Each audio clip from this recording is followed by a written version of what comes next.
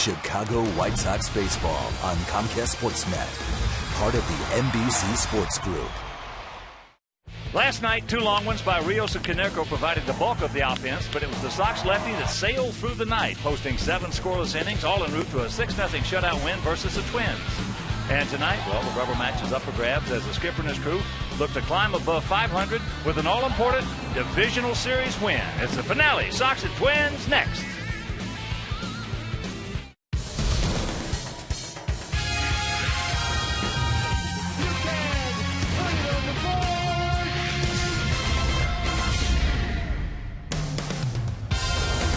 We are coming to you from the city beautiful Chicago, Illinois, where tonight Comcast Sportsnet presents White Sox baseball. It's Paul KONERKO, it's Adam Dunn, it's A.J. PIERZYNSKI and the Sox as they get set to butt heads with Joe Mauer, Josh Willingham, and Ron Gardenhire's Minnesota Twins. Hi, everybody, and welcome. I'm Ken Harrelson with Steve Stone as we get set to bring you the finale of this 3-game set, and it will be the rubber match. They took the opener 9-2, then last night the Sox squared it up 6-0. Chris Sale was just awesome, as was KONERKO, as was Alex Rios. So the Sox come in now at 22-22, 500. Twins are 15-27. And tonight, Philip Humber. Philip Humber going to the mound trying to win his first game since the perfect game. He's had 5 starts in between. A couple of them weren't too good. But the last 2 times out, he threw the ball very well. It was the Humber of the first half of last year. And if he keeps throwing the ball like that, he's going to win a game. And probably it's going to be tonight. Cole DeVries goes to the mound for Minnesota, his major league debut. He's a big right-hander. He's got a good overhand curveball, but opening start, usually very emotional. With the wind blowing like it is tonight, it's blowing out toward left field. Could be a tough assignment for him against an offense that seems to be getting in gear. Let's win the series. All right, sit back, relax, and strap it down. White Sox baseball coming your way.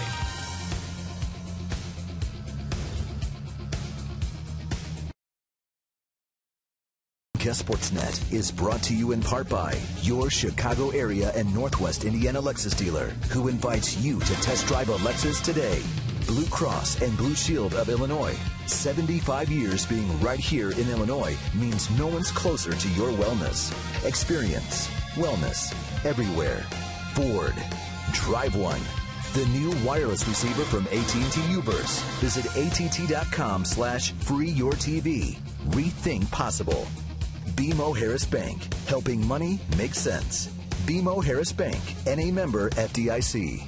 Geico, 15 minutes could save you 15% or more on car insurance. Visit geico.com for a free rate quote. And by Toyota, with great specials on fuel-efficient vehicles. Right now, you can get a lot for less at your local Toyota dealer.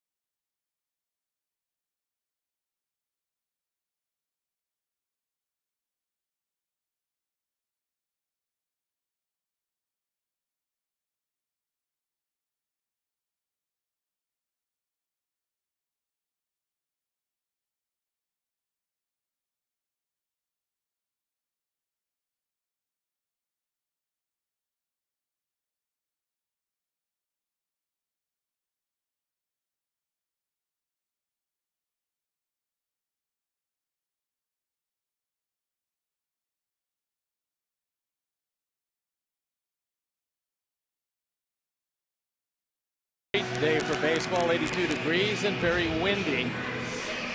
So let's take a look at how Ron Gardner is going to line up his Minnesota Twins. Span leading off with Revere hitting second. Then it's Joe Mauer, the DH. Willingham, Morneau, Dozier, CASILLA, BUTERA, and CARROLL rounded out. The defense and how they'll line up behind Philip Umber. VICIEDO, Diaz, and Rios in the outfield. Hudson, Ramirez, BECKHAM, and KONERKO at first. PIERZYNSKI gets a nod behind the plate. And our Lexus pursuing perfection starting pitcher is Philip Umber. Looking for win number 2. Looking for his first win since the perfecto. Last couple times out, he threw the ball exceptionally well. As you can see, right-handers hitting a paltry 188 against him. And let's take a look at Philip Umber and how he started. How things went in the middle. You see the first 2 starts, obviously, including the perfect game. He was brilliant. Then the next 3 starts after that, really tough for him. But the last 2 starts, it's back to the Umber who started this season. So hopefully tonight he'll have pretty good stuff. They've thrown the ball around the infield. We're ready to play baseball on a warm night, and I'm ready to turn it over to my play-by-play partner, Ken Harrelson. All right, Steve, thank you. And once again, good evening, everyone, and welcome to White Sox baseball right here on Comcast Sportsnet. So happy you could join us for the finale of this 3-game set. And it will be the rubber match as DENARD Span, center fielder, gets set to lead it off. DENARD comes in hitting at 288. No homers. He's driven in 11. He's 2 for 9 in this series. And Umber's first pitch of the ball game is taken for a strike. Twins come in hitting at 241 as a club with a 5.30 ERA. Every pop-up is going to be an adventure, so everybody's going to have to help everybody else. Everything in the air. Every fly ball, line drive, anything. This wind is just howling, and it's supposed to get worse, they tell us.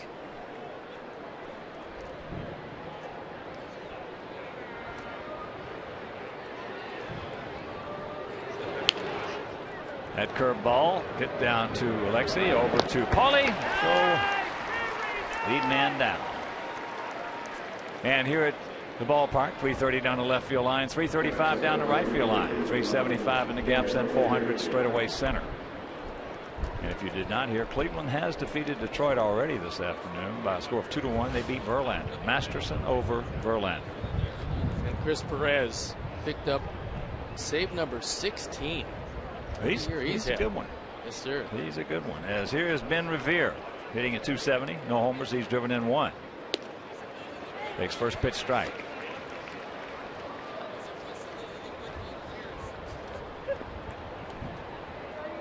And the Bertucci boys are in the house. Suave as usual. That is into left center field. We got a man there. And that is out number 2.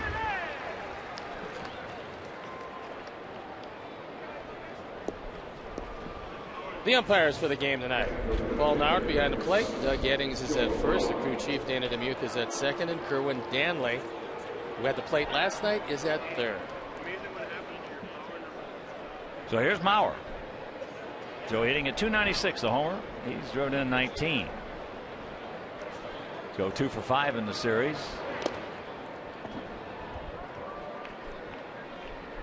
These two teams met 18 times last year, and they split them.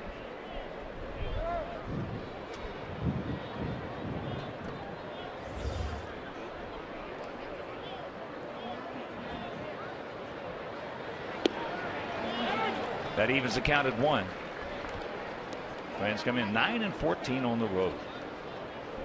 And in this series, when they've allowed Mauer to hit the ball to left center, he's had success. When they forced him to pull it, he has not. Well, he's got one of the best inside-out swings in the last 50 years. With 3 batting titles and the great plate coverage that he has, it's something. Yeah. 323 lifetime hitter. As you can see there, left field most of the time.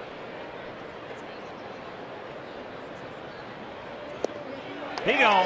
Nice 1-2-3 inning bomber. And after a half inning of play, it's their guys nothing and our guys coming to bat.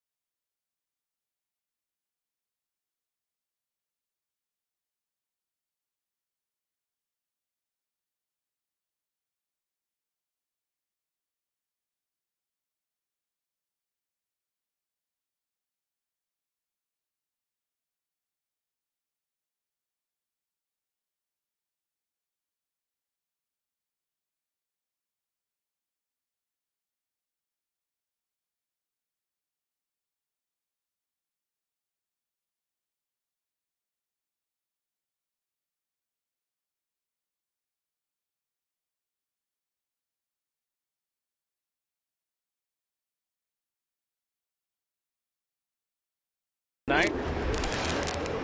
Diaz leading off, hitting the ball very well. Gordon Beckham has a power stroke down. Adam Dunn, big power numbers. Paulie, a 9-game hitting streak. Then it's Rios, PIERZYNSKI, VICIEDO, RAMIREZ, and Hudson at third base, rounding it out. The defense and how to line up behind DeVries. Willingham, Span, and Revere in the outfield with Carroll, Dozier, Casilla, and Morneau in the infield. BUTERA behind the plate. And our Lexus Pursuing Perfection starting pitcher is Cole DeVries. Those numbers are from AAA. He lost 4 of his last 5 starts. As you can see, he's got very good control. He's got a pretty good overhand curveball, but he got hit pretty hard at Rochester, especially the last few times out. And before we show you our picks to click, you at home select yours, as Alejandro Diaz will lead it off. Alejandro, 2 for 8 in the series. Comes in at 286, 3 homers and 13 knocked in. Takes first pitch strike from the 27-year-old right-hander. DeVries, 6'2", 180 pounds.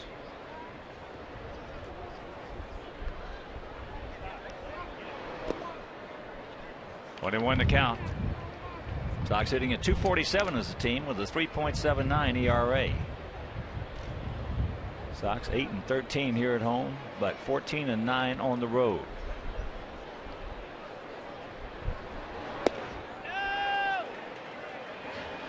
I'm not sure how many hitters work contacts, but if you do, that'll be a tough night for you.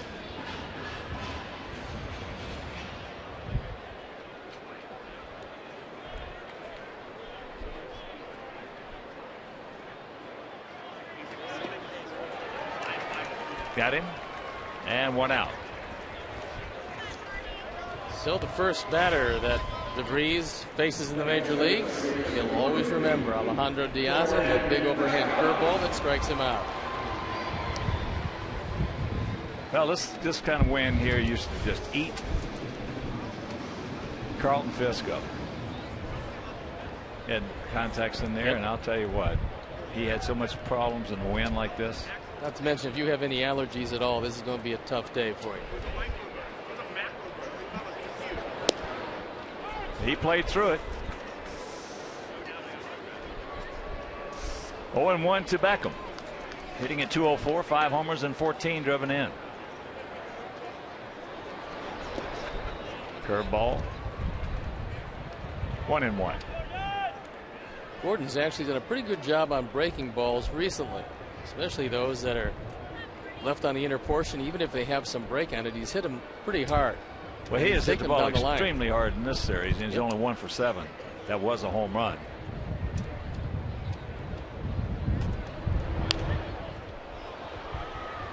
Yeah, he looks like he is definitely on the right track on the road back.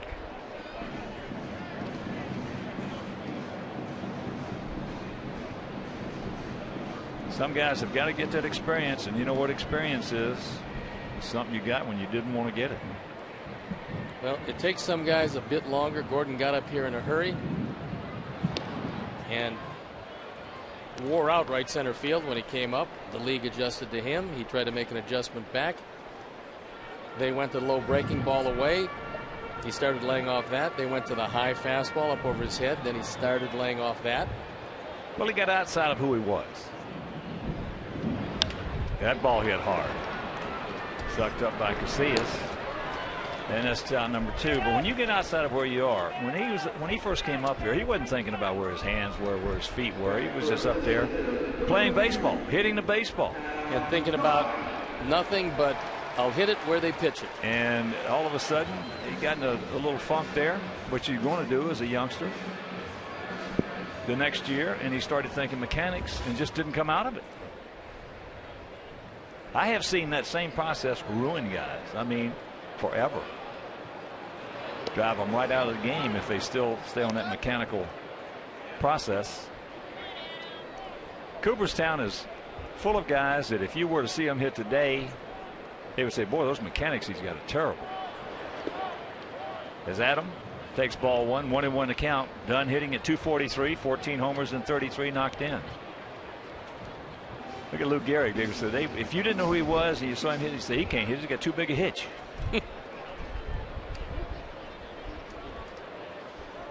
And the Babe was too out of shape to play. Oh, he could ball. They wouldn't even sign him. Things going pretty well this year as opposed to a year ago for the big man. Inside 2-1 with Paulie on deck. DeVries is going to be surprised if he rolls one of those curveballs up there to Adam, who loves the ball down. And 3-1. Yeah, if they were watching, if they were scouting Babe Ruth today with the way they have to scout, they would say, no, don't sign this guy. He's going to eat himself out of the game. Yep. He did, but it took him, I don't know, 18, 19 years, whatever it was. And there's ball 4.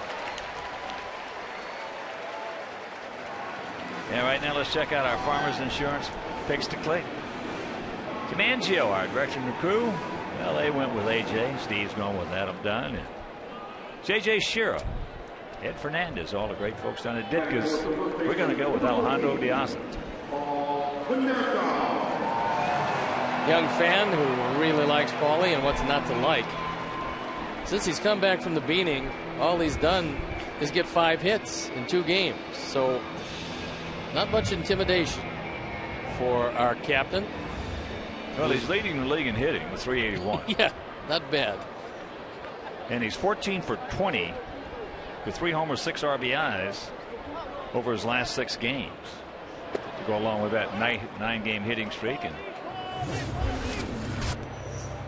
this was last night. Got a hanger from Burnett and did not miss it.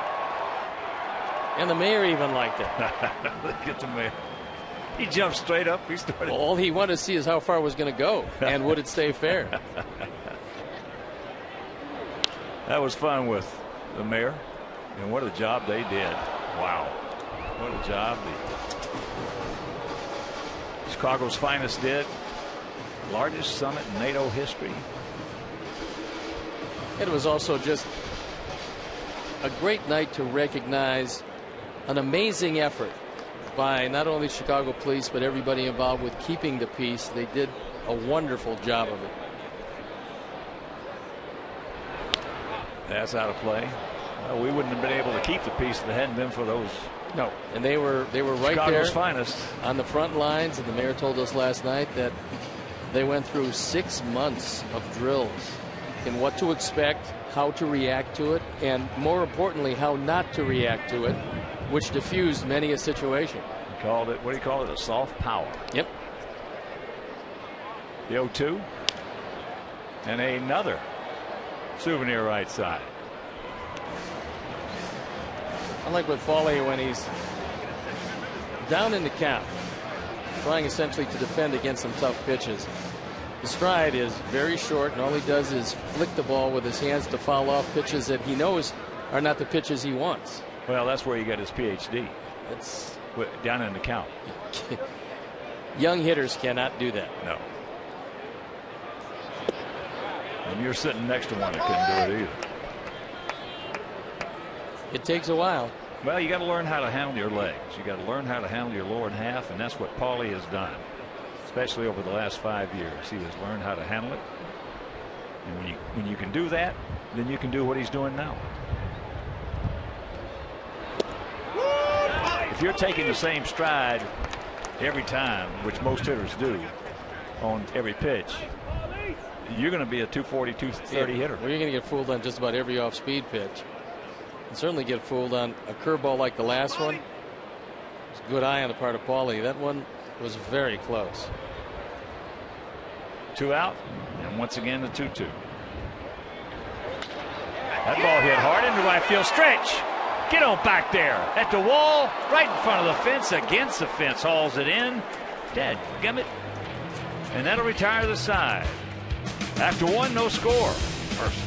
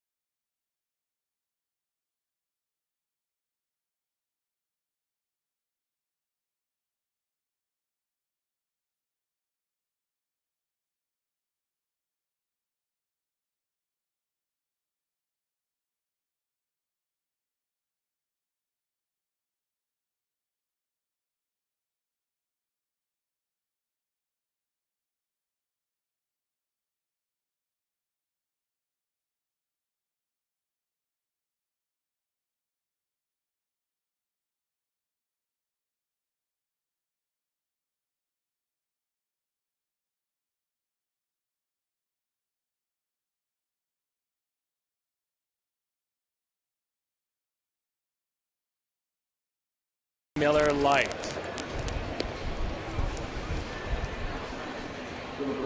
We had a couple of moves before the game. Unfortunately, Johnny Danks went on the disabled list.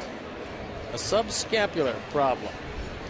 And recalled Jose Quintana, who threw very well in a relief appearance for us. He's expected to start against the very tough Tribe, who normally against right-handers start 9 left-hand hitters.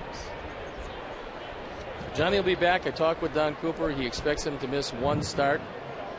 He's keeping his fingers crossed that that's going to be all he'll miss. Here's Willingham. Josh at 283, 8 homers and 27 driven in. He has been the main source of power and RBIs for this ball club. A good pickup for him.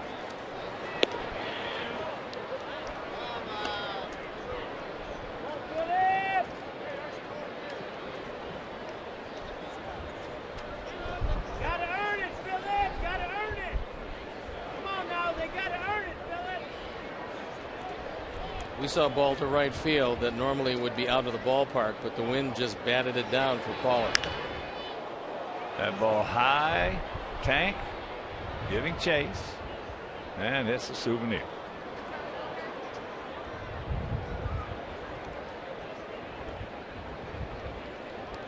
That's a look at what they'll be facing down on the field on anything hit in the air.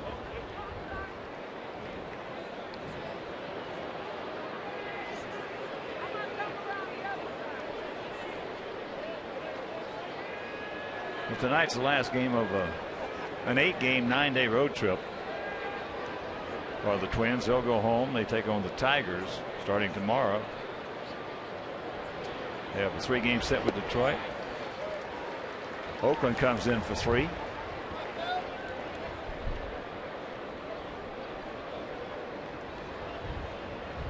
And the Tigers are going to have to be licking their wounds because they got swept at Cleveland. They now find themselves 6 games in back of the Indians.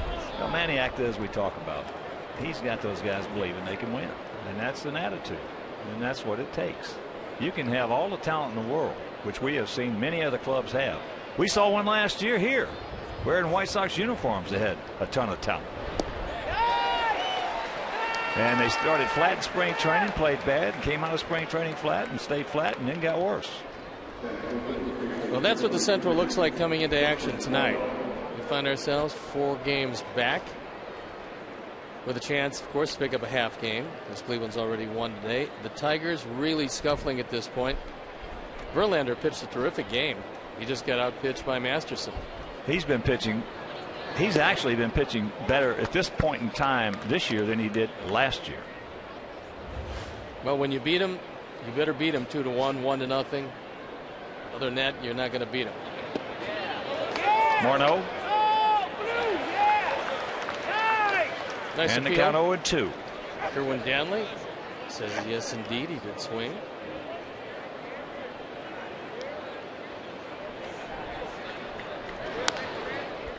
Breaking ball. A little bit of a cricket action in that swing. 2 down. So here's Brian Dozier hitting at 265, a couple of homers. He's driven in 8.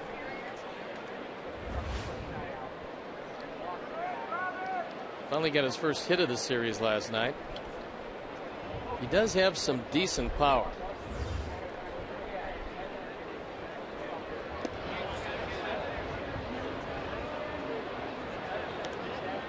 When they started this year, Jamie Carroll was their everyday shortstop. And they quickly found that that wasn't going to work real well for him, and Dozier came up and took over. 2-0 the count for the 25-year-old.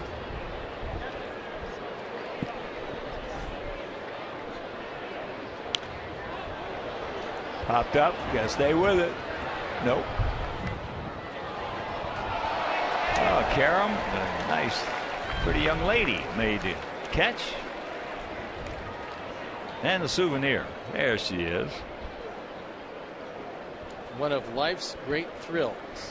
Getting a baseball at the ballpark. I've been in this game all my life. Yes. As you have. And to this day, it still amazes me what a baseball will do. Yeah, I mean, people might be multi-millionaires. They come to a baseball game, they get a baseball, which they could probably buy 8 dozen of, and they're ecstatic. You can buy the factory. Good play as he throws him out. 6 up, 6 down for Philip Humber.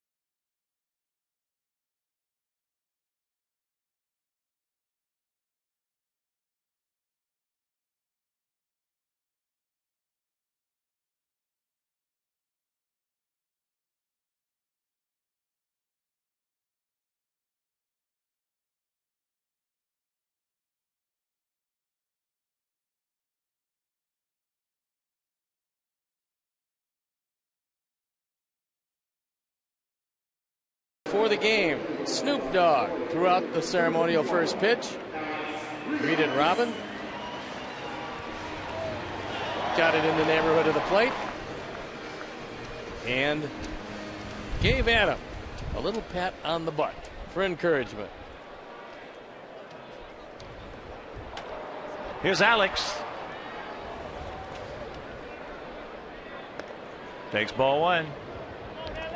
Alex at 268, a couple of homers, 17 knocked in. He's 1 for 6 in this series, and that 1 hit coming last night.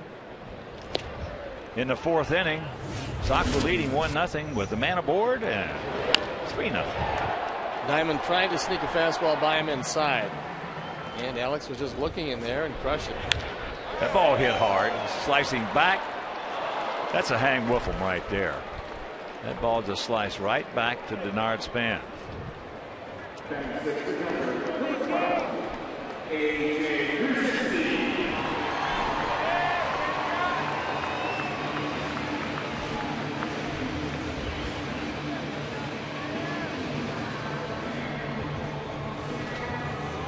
Snoop Dogg wearing AJ's number before the game. Might be looking at his runs batted in, thinking he's in line for a big year.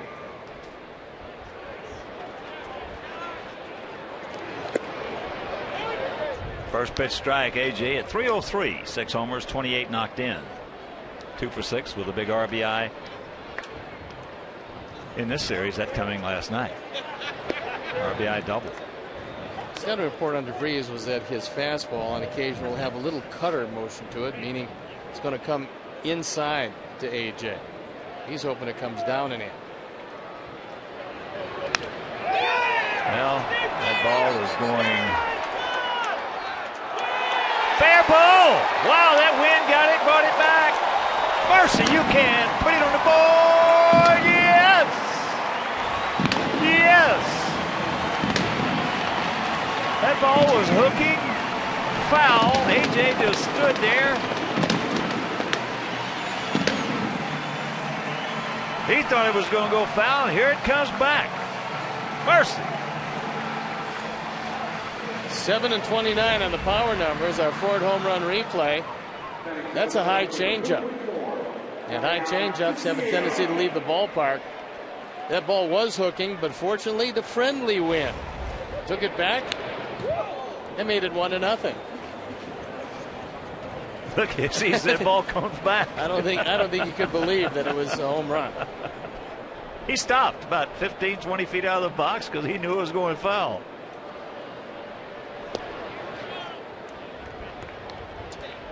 1-1 to count to Tank. Tank looking for his first hit in the series. He's 0 for 7.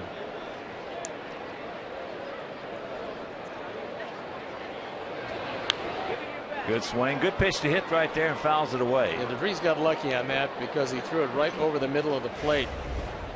Watch it again. It's a rolling breaking ball that's right down the middle.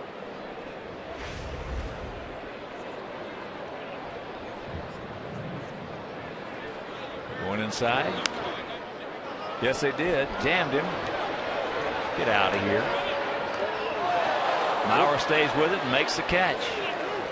Nice play by Joe Maurer. Let's catch that Butera. Maurer's the DH tonight. Good play by Drew Butera. Terrific, because he stayed right with it. The wind taking it away from him, and he leaned into the seats, kept his concentration, and got the out. So that'll bring up Alexei, hitting it an even 200, 1 homer and 17 knocked in.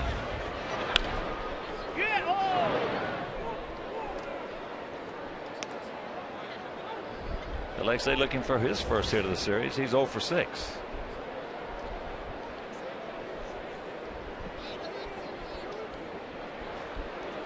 Had an article where he couldn't really understand why,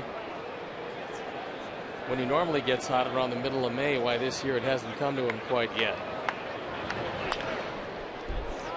Ball hit sharply. Jamie Carroll. And that'll retire the side, but not before the home run by A.J. PIERZYNSKI. It is 1-0 good guy.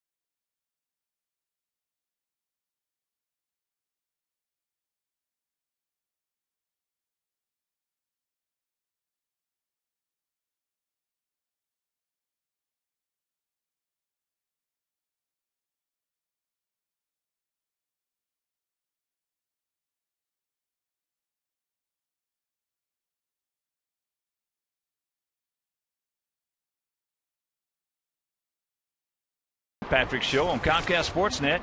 Tune in tomorrow as Dan talks sports with NBA analyst Charles Barkley. So get your sports day started with the Dan Patrick Show weekday mornings from 8 to 11 on Comcast Sportsnet. Alexei Casilla, switch hitting infielder, fakes the bunt, takes the ball.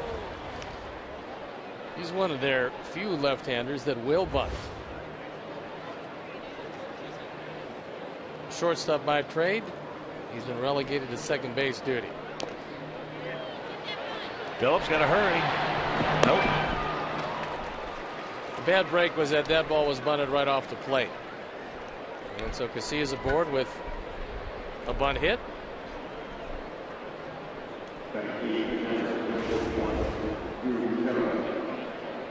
This ball goes straight down and bounces straight up.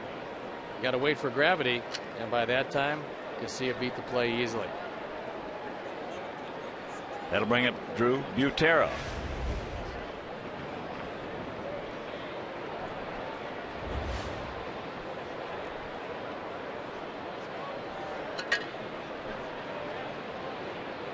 Drew 28 years old. Son of Sal.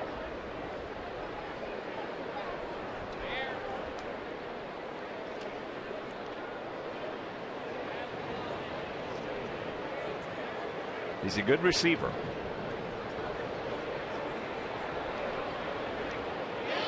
There goes a runner, and that ball into left field. Tank is there. 1 out.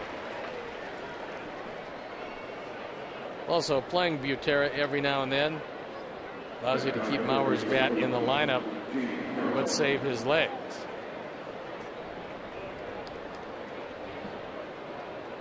Occasionally they'll do that by playing him at first base and DHing Morneau. Here's the 38-year-old veteran, Jamey Carroll. Hitting at .229, no homers. He's driven in 11. But against us, Carroll, a .336 lifetime hitter. I mean, actually, it seems like it's more than that.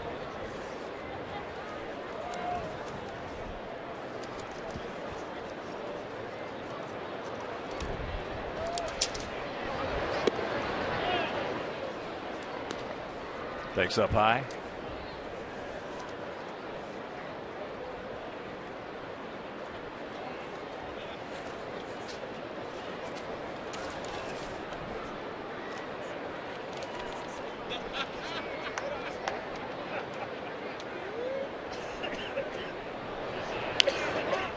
That's fouled up. AJ coming back, and it's going to be out of play. And a reminder, Friday, June 1st, come see our Sox take on Seattle at 7:10.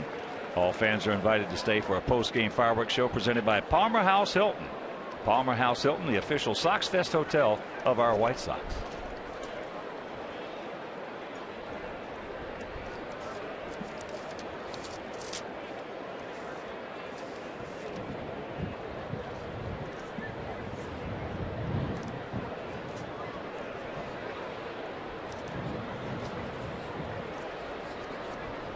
Casilla 6 for 6 in stolen bases.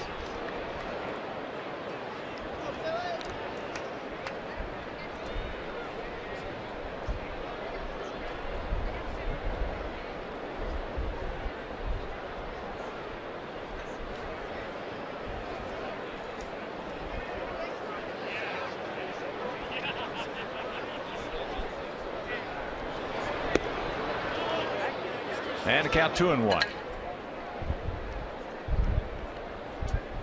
Gardner, who's used a hit and run unsuccessfully with Butera, might be thinking about doing it again, is Carroll, who normally makes contact on demand.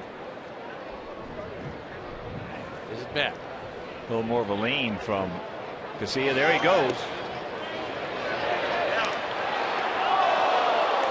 Close, but he made it.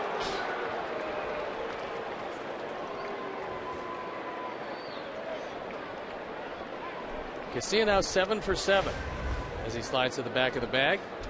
He doesn't have a big lead, but he looks back, see if there's any contact. There is none. And Alexei in front of the bag again.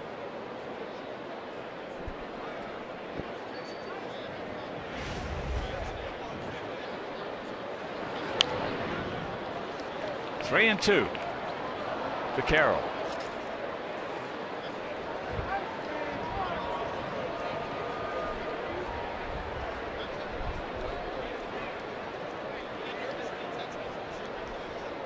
Well, there was a play right there. If Alexei hangs back, waits for the ball to get there, and just goes straight down with it, he's out. No doubt. Payoff pitch. Look at this. That's Jamey Carroll for you. As that'll tie the ball game up. That is what he does.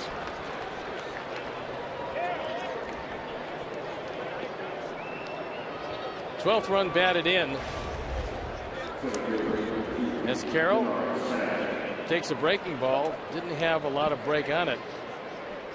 As his second run batted into the series, this A little blooper. Yeah, when he hit it, Paulie just dropped his head. So Carroll, 4 for 7 in stolen bases.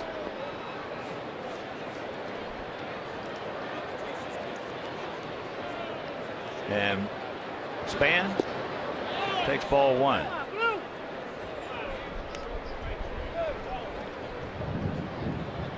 A 1-1 tie here in the top of the 3rd.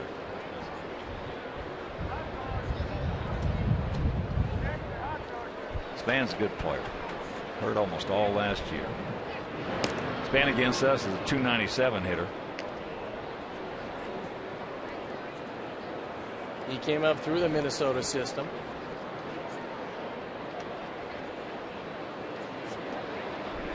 Over the years, most of their good players have. This was a very productive system for a long time. Fakes the bunt, takes the ball, and the count 2-0. Dried up a little bit lately. The DENARD Span, first-round draft pick, 20th overall way back in 2002.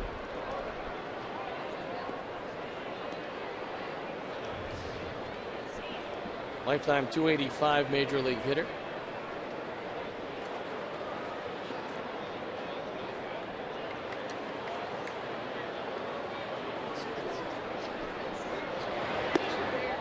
And a count 3-0. No walks. Well, there for a few decades, Minnesota had the best scouting system in baseball.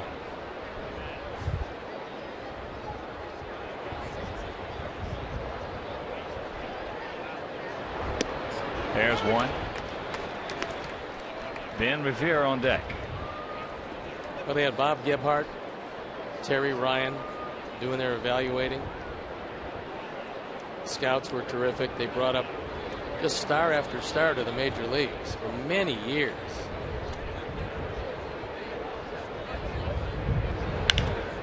And there's a base hit.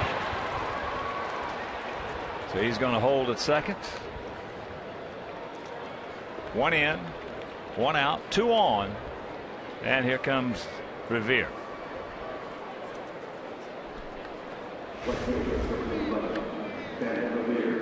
Nissan Pitch Tracks will show you a fastball.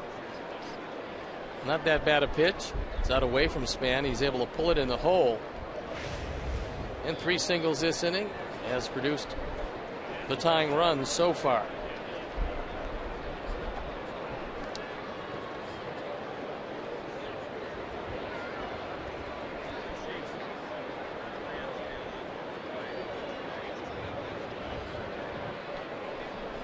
REVERE went out, hit the ball hard into left center field. Caught by Diaz.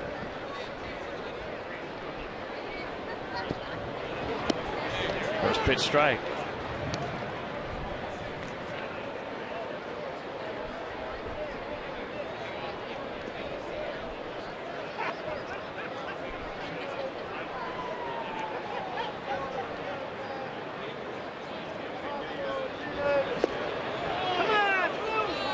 Pretty good curveball, didn't get it.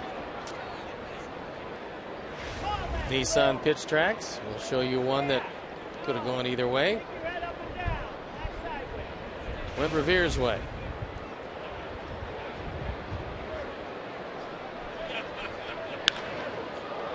That's hit hard into center field. Diaz fighting that win, fighting to win. He stays with it.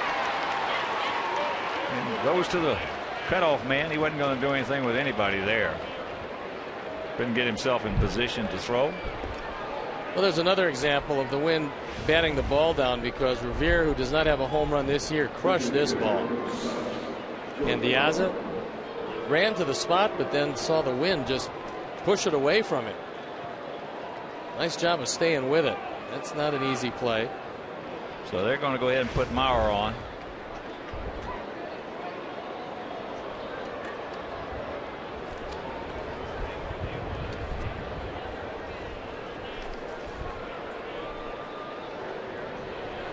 No, this is one of those nights. If you're an outfielder, you're going to be looking for some help every trip. Well, there's sometimes that I'm sure many outfielders might turn their back on a ball hit over their heads lose track of the ball, turn around, locate the ball. They know the trajectory, but you can't really take your eye off the ball tonight, because if you do, you're not going to find it again. That ball's got any kind of spin on it whatsoever. Well, we saw that line drive hit by Rios in this left center field. It just curved right back to Span. That's the fourth time that Joe Mauer has been walked intentionally, and the second time in this series. And here's Willingham, who struck out. Sacks packed, 2 down.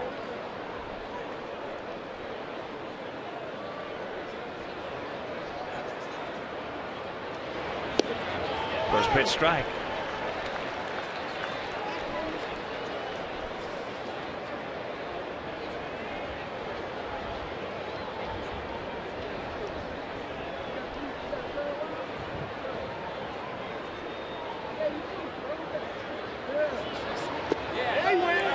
Yes, he did. And the count 0-2. If it ain't broke, don't fix it. Just make sure you block it. Yeah, I was going to say, if he buries the curveball in the dirt, a lot of pressure will fall to AJ with pretty decent speed at third.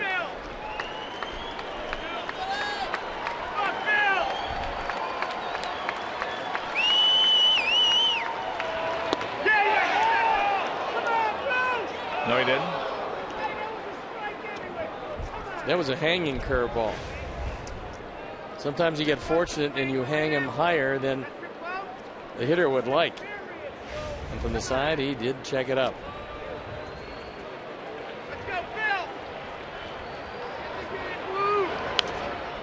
Got another roller right there. That's 2 in a row.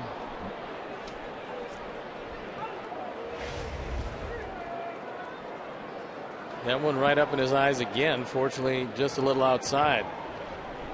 Last time in the fourth inning of the opener of the series, they walked Mauer, and Willingham drove a base hit to left field and drove in 2 runs. Well, he got a 3-1 fastball. Got the count.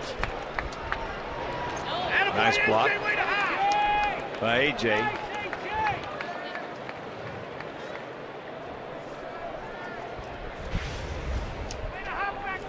This was almost wild pitch number 3. AJ shifts well, doesn't try to catch it. You can see him put his arm down there, bring it in close to his body, and save a run, because that ball was destined for the screen. Well, here you want to take him right here, because you don't want to go full.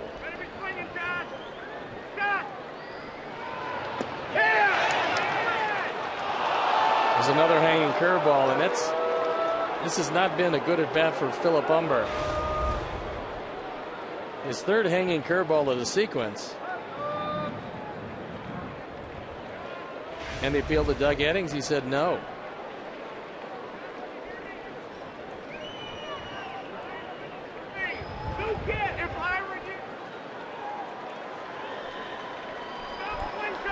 Payoff pitch. He gone. A beauty by Umber, and that'll retire the side. But they pick up one, and we'll go to the bottom of the third, tied at 1.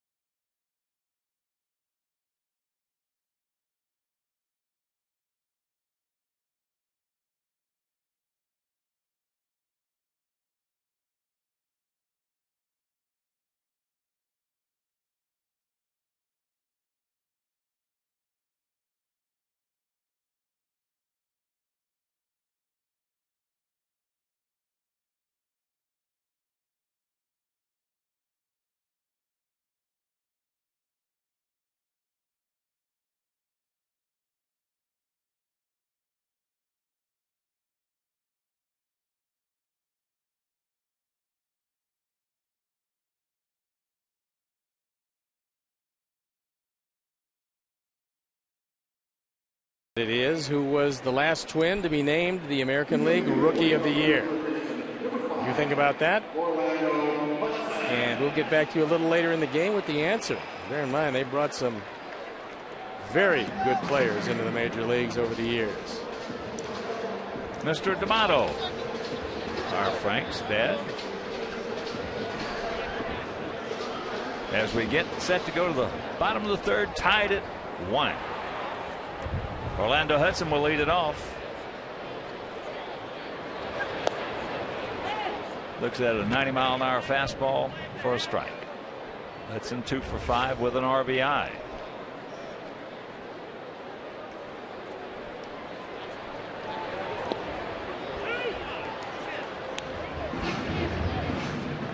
Oh, and 2 the count.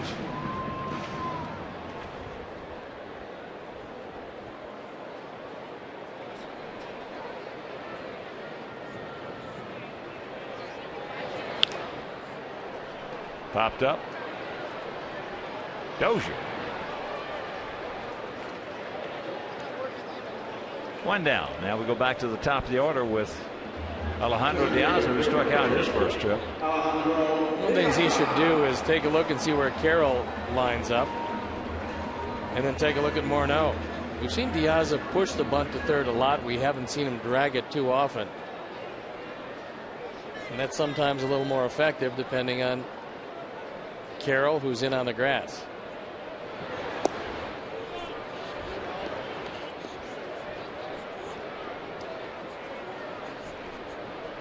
One and 0.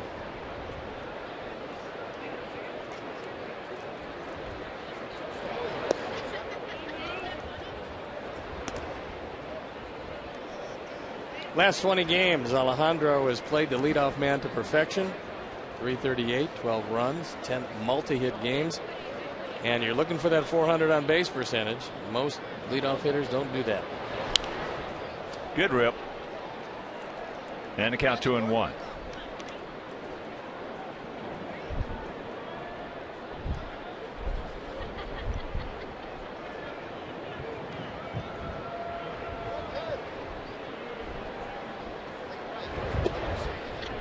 It's 3 balls and a strike with Beckham on deck.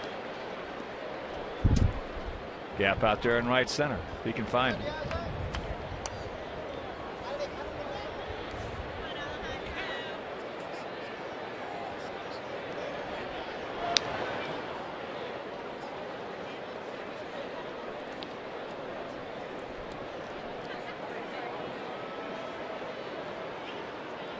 If you're just tuning in, it is a beautiful evening, but an ultra windy evening. Hit sharply, booted, and everybody's safe. So that'll be an error on Casilla, his 3rd of the season. Well, last night Jamie Carroll had a problem with second base. Tonight it's Casilla over there, and he takes what looks like a pretty easy play. And just can't handle it. There's that little cutting action on that fastball that you mentioned. Yep. He takes it from the sweet spot of the bat and moves it just a touch into an area where you're not going to hit it awfully hard. Gordon 0 for 1. He hit the ball hard to Casilla.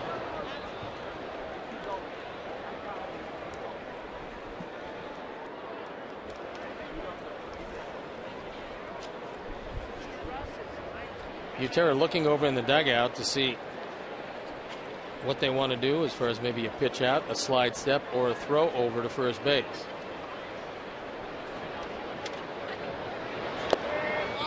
Oh, and 2 the count.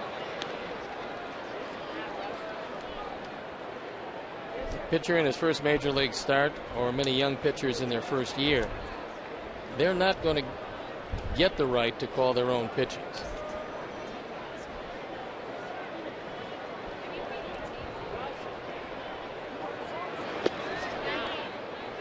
Well, there are some managers who love to micromanage, do that with everybody, including seasoned veterans. Yeah, there's a few of those around.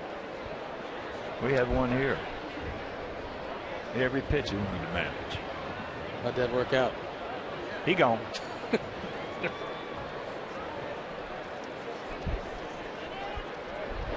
Too much time. And a reminder, Monday, June 4th, is White Sox Celebrity Bowling Classic presented by Miller Lite. So join White Sox players and coaches as they trade in their spikes for bowling shoes and make a striking difference. Call 312-674-1000 or visit whitesox.com.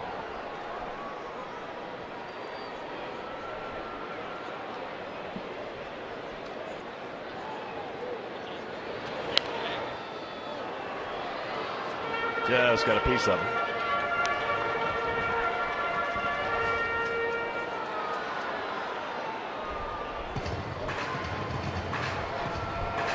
Not a high pitch total at this point. And then again, there's only one out in the third.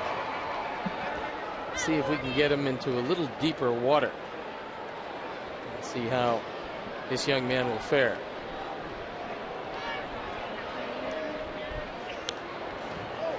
And he just got a piece of that one. That was a breaking ball on the inner portion that Gordon has been hitting pretty hard.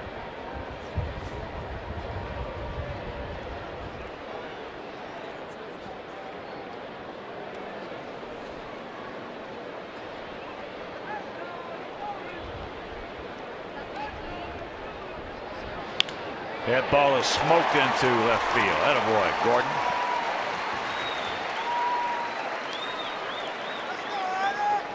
All you can do is keep hitting it hard, and if you do that, it's going to find some holes. BUTERA wants it away,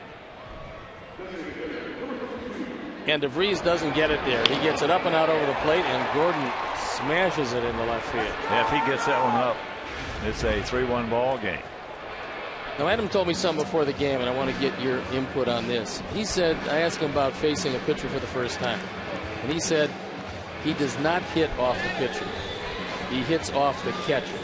He knows what most of the veteran catchers, or just about all the catchers in the league, and the way they want to work him, and that's how he will look instead of looking for what the pitcher might do. In this case, the pitcher's not calling the game anyway.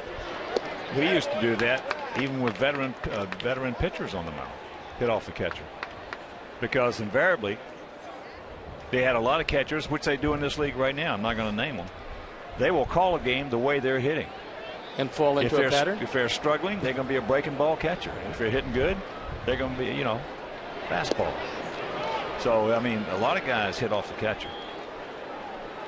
There was one that had a terrific staff in Cleveland. I mean, talent-wise, we didn't hit off them. We hit off him. Off the catcher. Couldn't have been Hegan. It was after him. It was after him, yeah. I'm not going to mention his name. Okay. But you're right.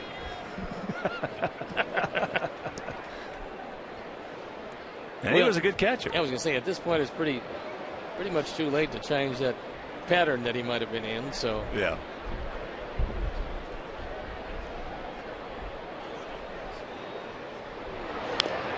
Fouls that away.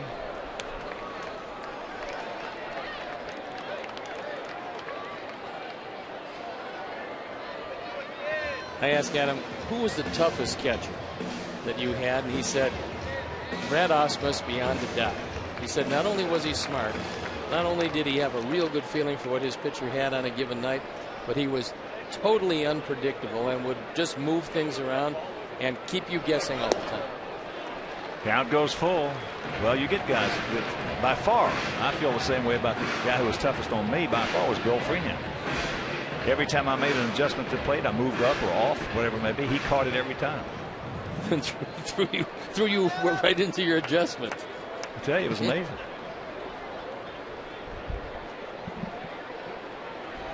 Payoff pitch.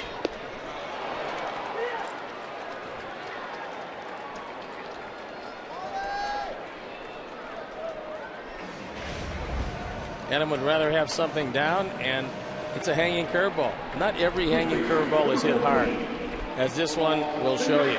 Especially by left-handed hitters. He hangs it up. Not a good pitch. Got away with it, and it was very effective. That'll bring up Pauly with 2 on 2 out. Pauly 0 for 1. He took Ben Revere up against the fence in right field. On a normal evening, that ball's out of here, but that wind just knocked it down.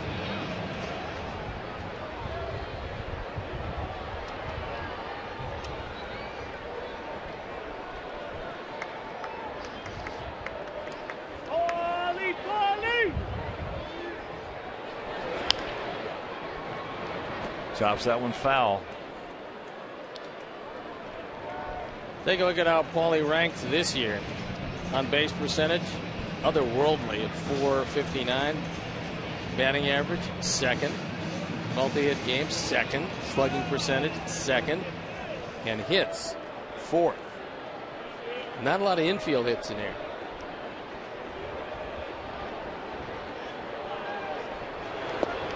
Checks it up and takes ball one. So 1-1 to count.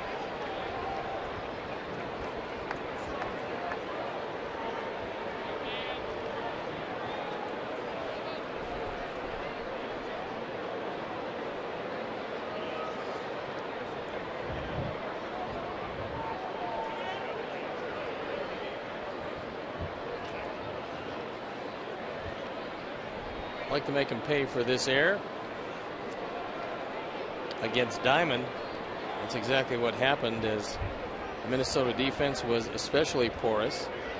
And although Diamond didn't have great stuff, the defense did cost him a few. Big pitch.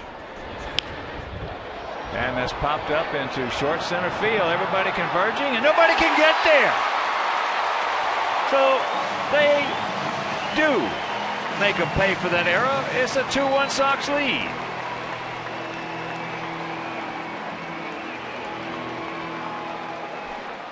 Well, you've said it all year. The better the hitter, the more room there is to loop the ball in front of the outfield. And you've got to respect Paulie's power.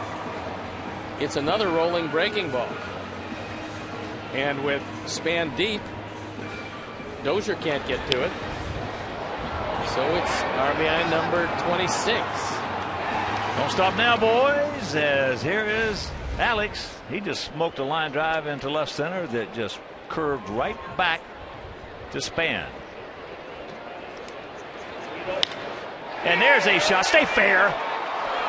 Dadgummit.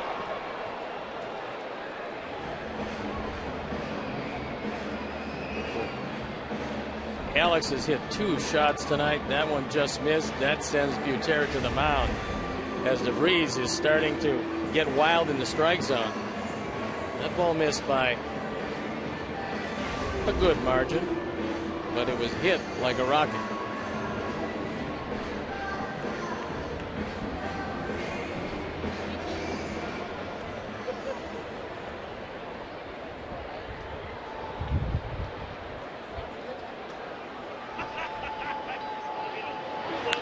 That ball hit hard. Stretch.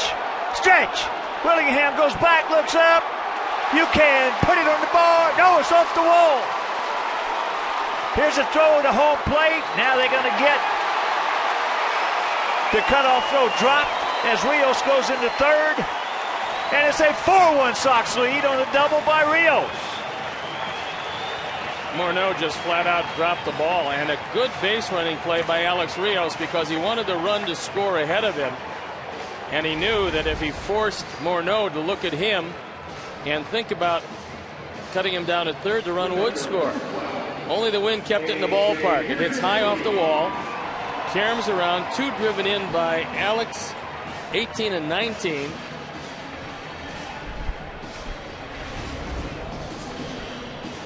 And it's a 2-base hit. He takes third on the throw. And DeVries, who's hung a lot of breaking balls this inning, is starting to pay for it.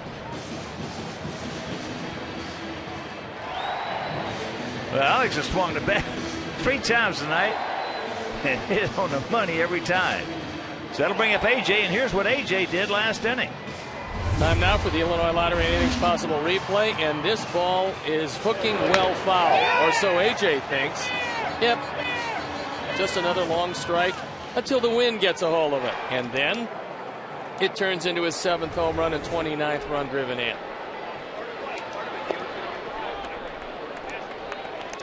He didn't hang that breaking ball. That's low, and the count 1-0. So a huge error. With 1 out, Diaza reaches. Beckham singles. And that's up the middle. Backhanded nice play by Casilla. And a nice pick by Morneau saves a run. But a crooked number goes up on that 4-3 spot. We'll go to the 4th leading. 4-1.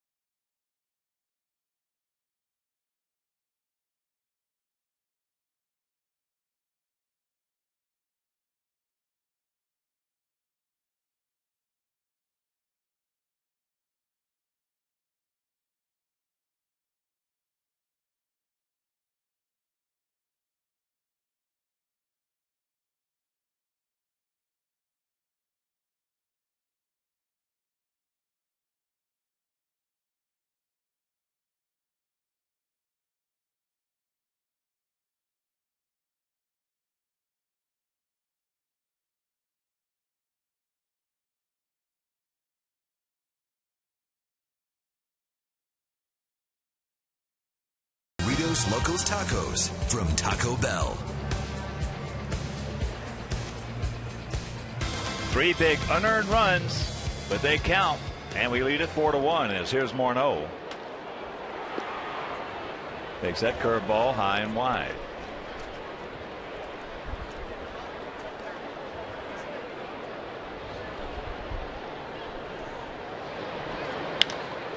That ball high and deep into center field. We got a man there.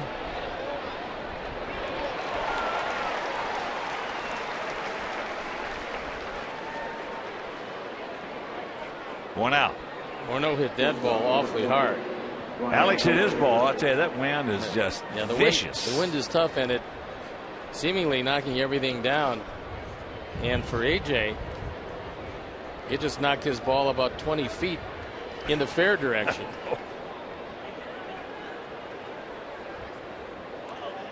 Tries to bunt it.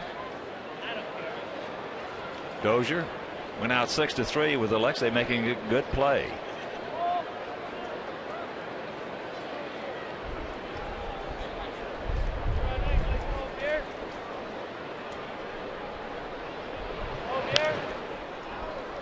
Oh, and 2 the count.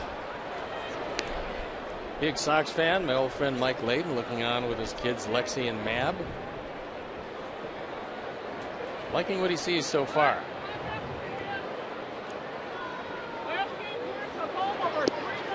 He gone.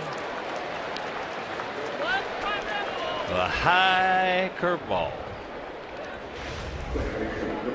Our Menards pitch tracks, and that ball had some bite on it. Yeah, it did. Even though it came in up, it didn't stay up there too long. Dozier went down. Those 12-6s are hard to hit, or any variation thereof.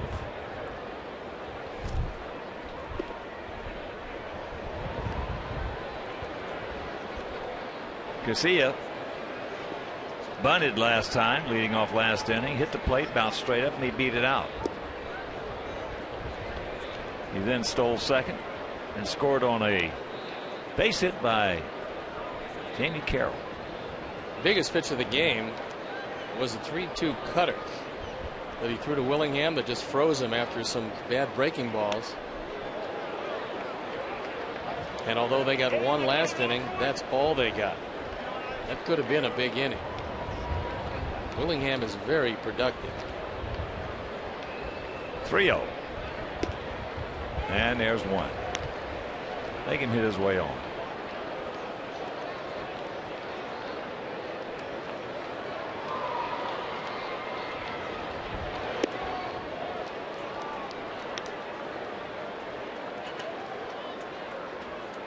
So the second walk issued by Umber, and that'll bring it Butera, who went out to Viciedo and left.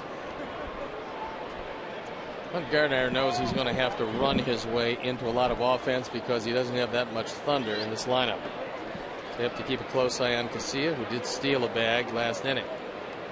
There's a look at Gardy. He's one of the better ones. He has been for a long time. There's a breaking ball strike.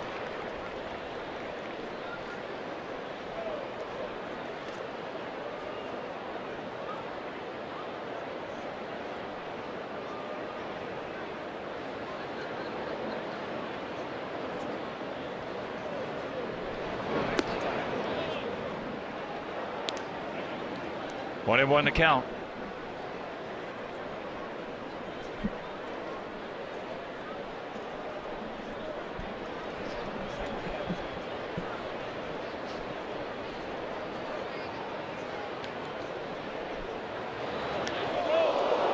He didn't want to do that.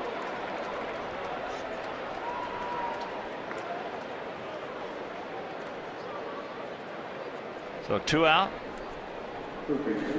The walk. Now the hit batsman, and here comes Carroll. That ball just got away because AJ wanted a fastball away. You can see it's just tailing inside. Hits him right below the B. Now you face a guy that has been as devastating as any hitter against us. Not devastating with hitting the ball out of the ballpark, devastating with base hits.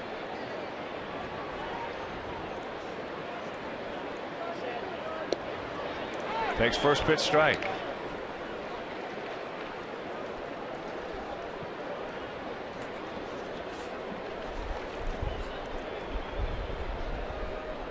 Carroll up to about close to 340 against us lifetime. And there's a chopper. And there is a Hawthorne Woods hopper right there to Alexei. That'll retire the side. We'll go to the fourth, the bottom of the fourth, I should say, leading by 3.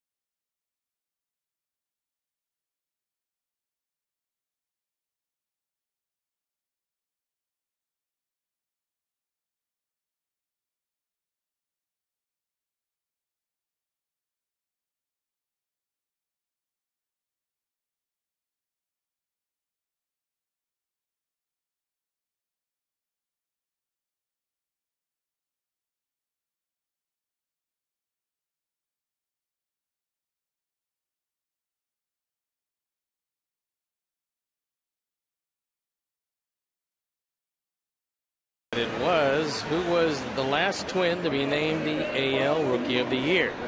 The answer, Marty Cordova. 1995, had a big year. 24 home runs, 84 driven in, and 20 stolen bases.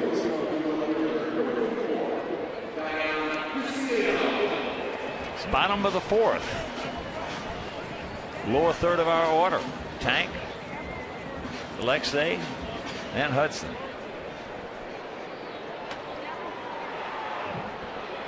Tank fouled out to Drew Butera, who made a nice catch by the railing, went over the railing, but held on to it.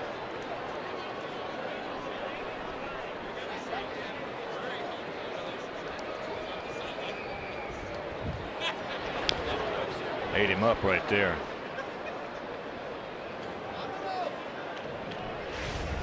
On the Menards pitch track, that ball is about 6 inches inside. But it had very good movement, so it looked like a strike and then just tailed way in off the plate. The 0-2.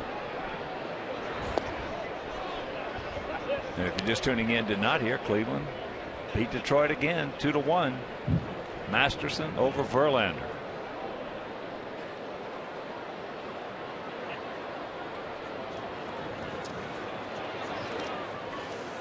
Two and two the count. Well, the Tigers came in, and Cleveland had not been playing well at home. Now with a 3-game sweep, Cleveland 14-12 at Progressive Field, and Detroit 9-12 on the road.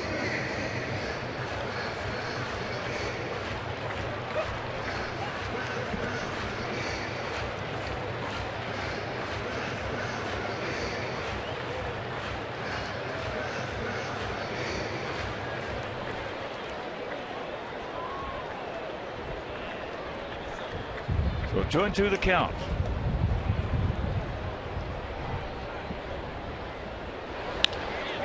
And there's a little shank. It's going to hang up. Well, Revere, who has good speed. Revere, another #1 draft pick of these Twins back in 2007.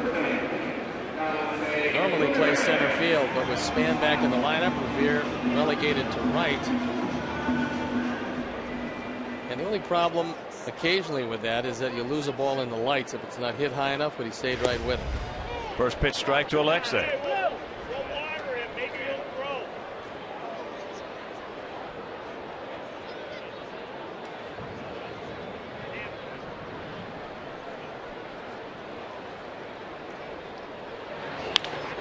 The ball hits sharply. Dozier. And out number 2. Well, you just saw that Marty Cordova was the last Rookie of the Year. They've had 5 Rookie of the Years.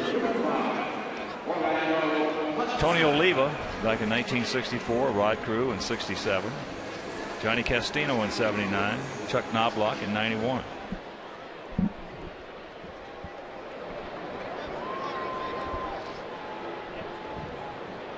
Castino was a pretty good player until he hurt his back, and that really curtailed what looked like it was going to be a very promising career.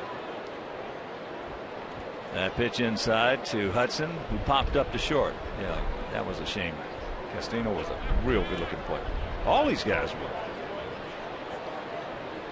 Of course, Knobloch was a great player, and then he got the thing where he couldn't throw the ball from second to first. Yankees put him in the outfield at that point. He's always a terrific hitter. That's hit softly up the middle. That didn't take long. The 1-2-3 inning. We'll go to the 5th with a 4-1 lead.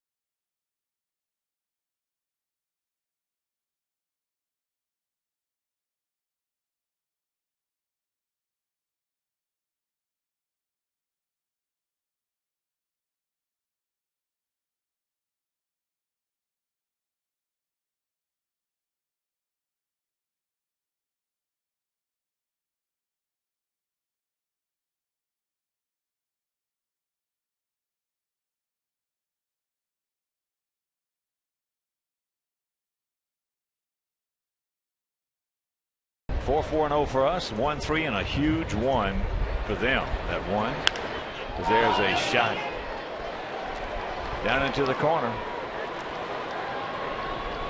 Alex will get it back in, so the leadoff double. Span now 2 for 3. Held hitless last night, didn't hit the ball out of the infield, and that's one of the keys to beating this Twin team. Keeping their leadoff hitter off base. We weren't able to do it the first game. Lost that one big. And he was in the middle of both rallies in the 2nd and 4th inning.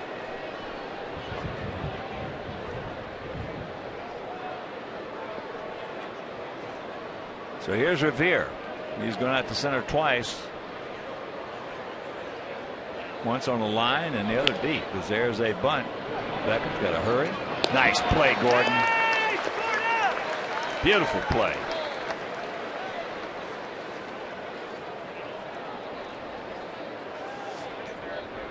Here's our Home Depot doing more on defense, and it's the bare hand pickup and throw in the same motion by Gordon Beckham.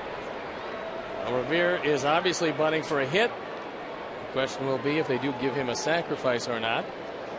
Yeah, he'll get a sacrifice. A good solid play by Gordon. He should get a sacrifice. That's a two-way bunt. Yep. Beautiful play. And he does get the sacrifice. As that ball gets away, so the run will score, and it's a 4-2 ball game. Third wild pitch of the year for Umber. So once again, Span right in the middle of a run scoring inning.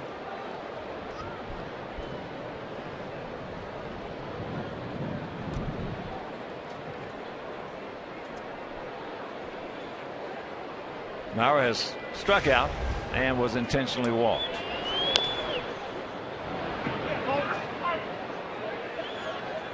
Jerry White will make that play, make himself a new fan.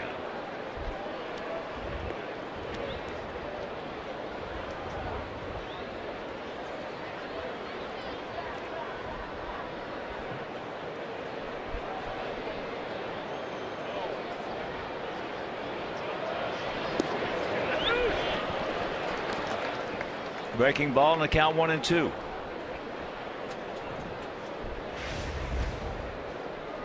This is one of the better curveballs that Philip Umber's thrown tonight. Almost got Willingham on deck. Maurer, who was managed in the course of his career in the life of Target Field, just 2 home runs, which is somewhat unbelievable as hard as he can hit the ball.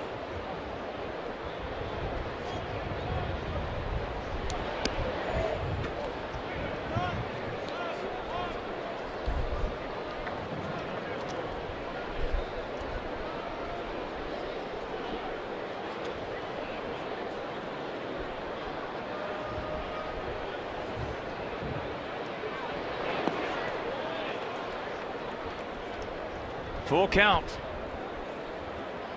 That's one reason he's a .323 lifetime hitter. He usually sees a lot of pitches every time he goes to the plate. And he doesn't swing at too many bad ones. That ball's hit hard.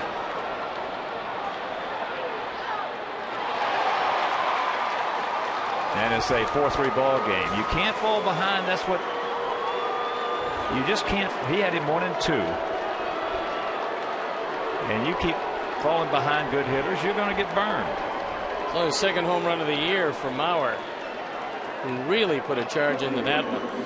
Because we've seen some hard hit balls just hang up. Ford home run replay. That ball up and out over the plate, and Maurer gets every bit of it.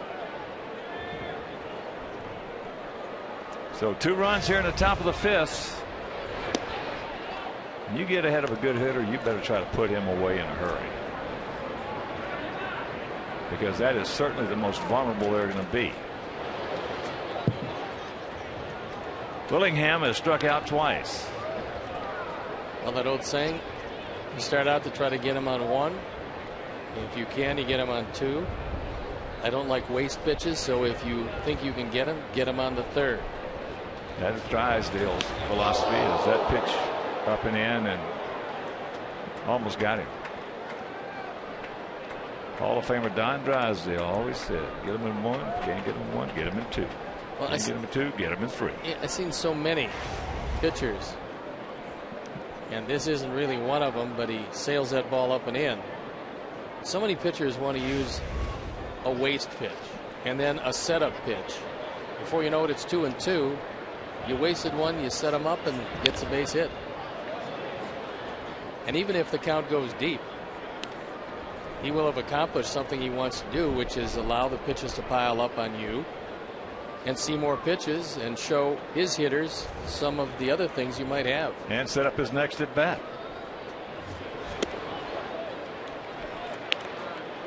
So there is another walk. Walk number 3. And here comes Don Cooper. Nate Jones loosening in the bullpen.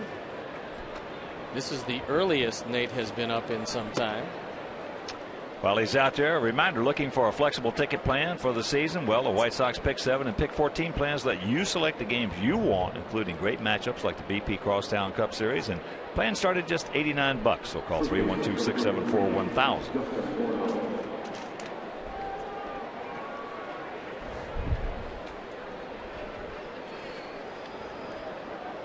Last couple of innings looked like Phillip just hit a wall. Now the breaking ball stopped breaking, and after that you really fall at the mercy of hitters if your fastball is around 90-91. And that's in the dirt.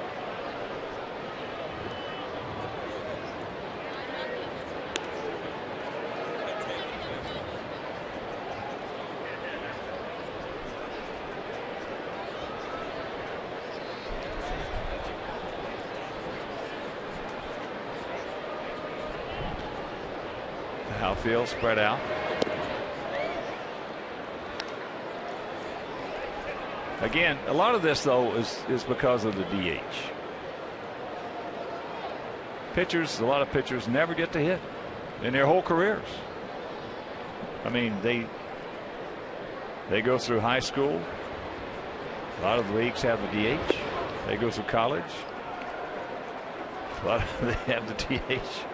Now you'll notice the good athlete pitchers, the guys who are pretty good hitters, they have a little different approach to that situation than guys who have always been a pitcher and never a player.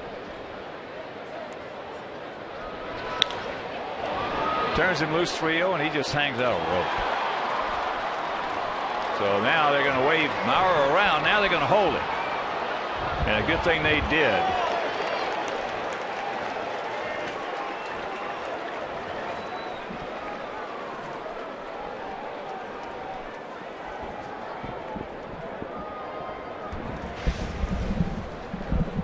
Well, the old 3-0 offense. He lays a fastball right down the middle. That's actually going to be the last pitch that Phillip Humber is going to throw here tonight.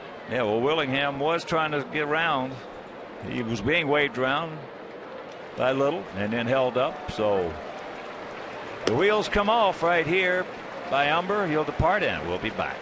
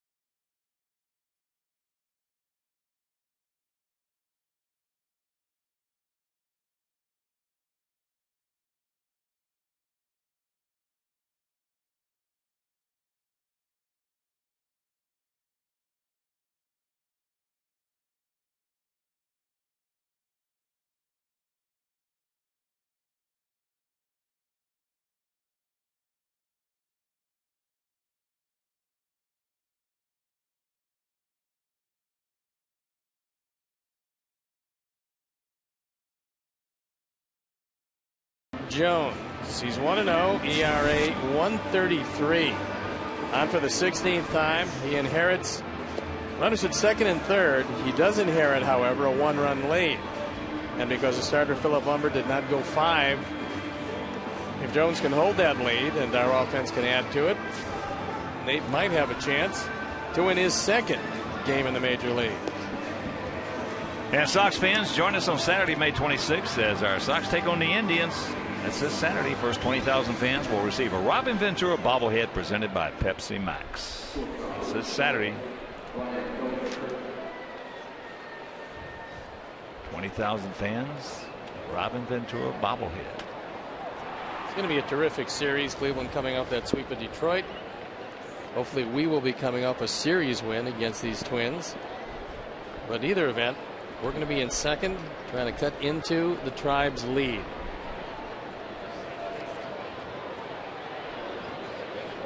So just one out. Ducks on the pond. First pitch strike. That one at 97.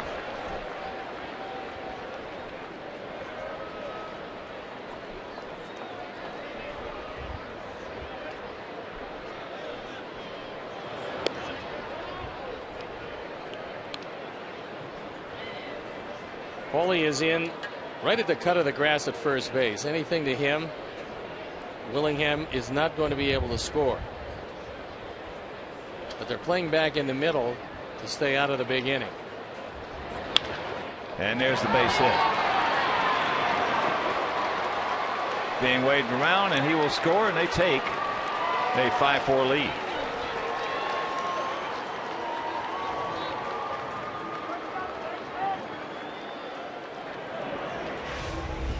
RBI's 9 and 10 for Dozier. Takes it right back up the middle and a fastball right down the middle. And the Twins have come back to put 4 up, taking a 1-run lead.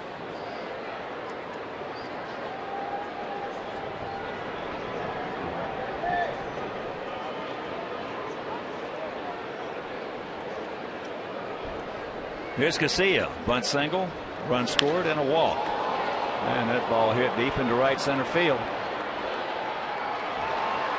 And it what hops it.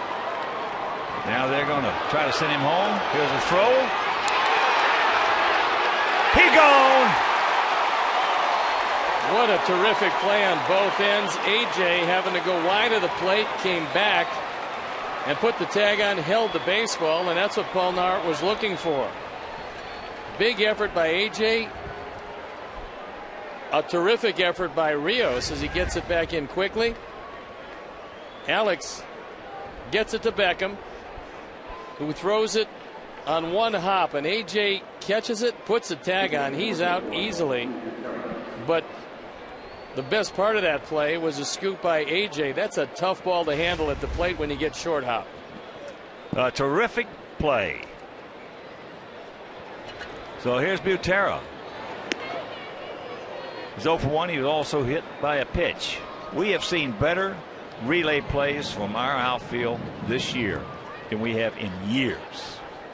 I mean, in years. And it took 2 very quick, very strong relays to get that job done. I can't remember. Have to go back to the 80s.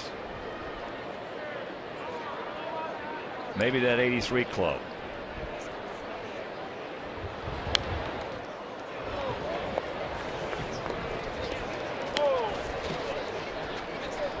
They worked on it enough in spring training. Well, it has paid tremendous dividends here, because there's been a lot of outs recorded this year that we haven't seen the likes of. No, in years. That was quite some time.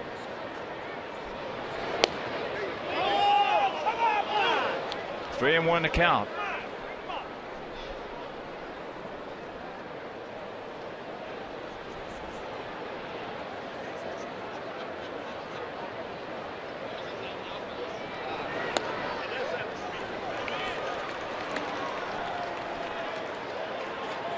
So the 4th walk of the night issued by our pitching.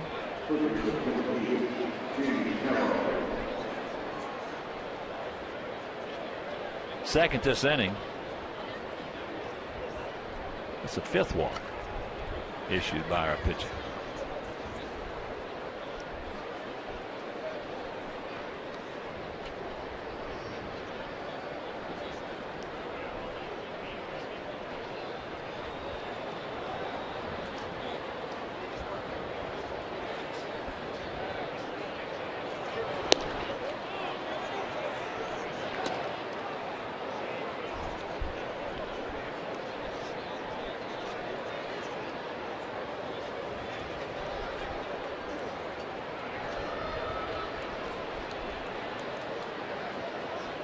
2 out.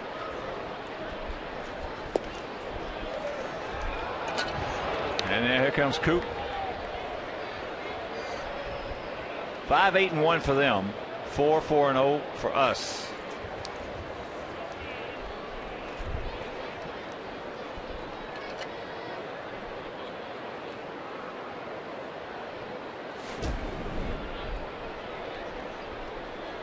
Short meeting. Broken up.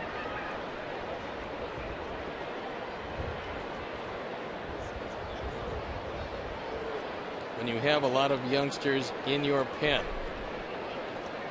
you're just going to have to suffer along with the growing pains of these guys getting used to come in all situations. And this is the earliest that Nate has come in a while.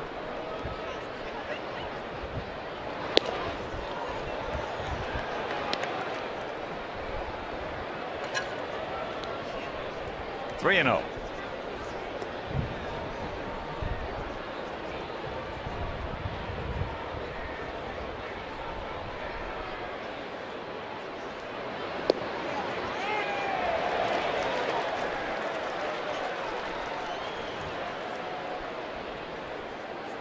Now feels short.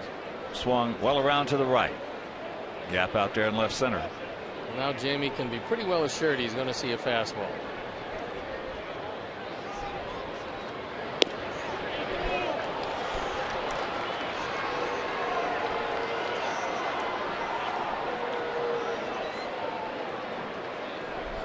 So that load him up for Span, who is 2 for 3 tonight. A hard single and a rocket double. He started off this 4-run inning with that double. DENARD can turn a fastball around. You come in to this year after an injury-plagued season, but with a 285 lifetime average, you can do it.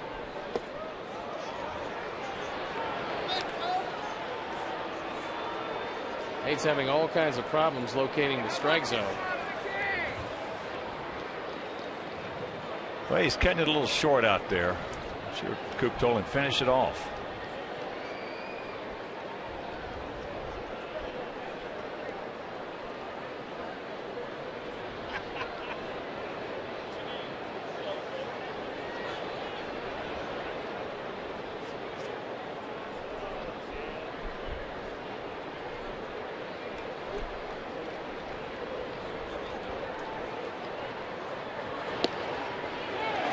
That evens the count at 1. Big pitch in this sequence, always the 1-1.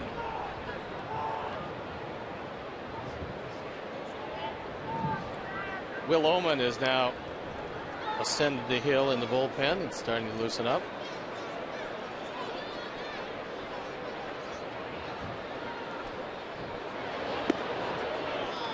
And the advantage goes to Span. Now Nate in a whole bunch of trouble. A good fastball hitter who's going to get the fastball.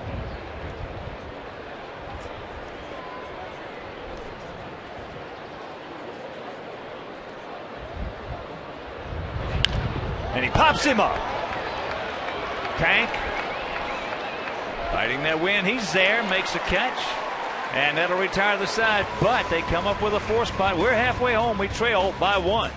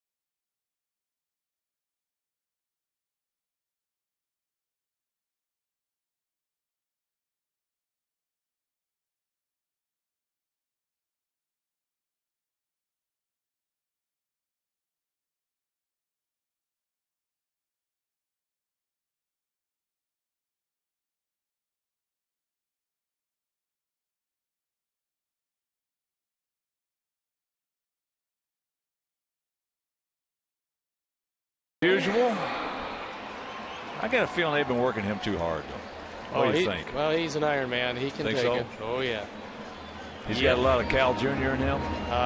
The streak continues to live. All right. All right. It's up to, I think, 3 in a row. All right, boys. We need some runs. We trail at 5-4. We led it 4-1. But we helped them out that inning. They helped us out back in the third when they gave us 3 unearned runs. Piazza 0 for 2, but has scored a run. 2-0.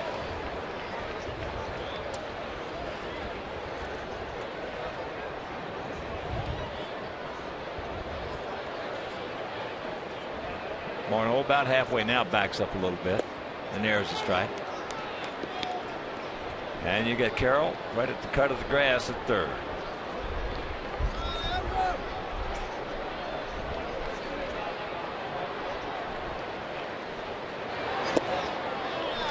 Boy, 3-1.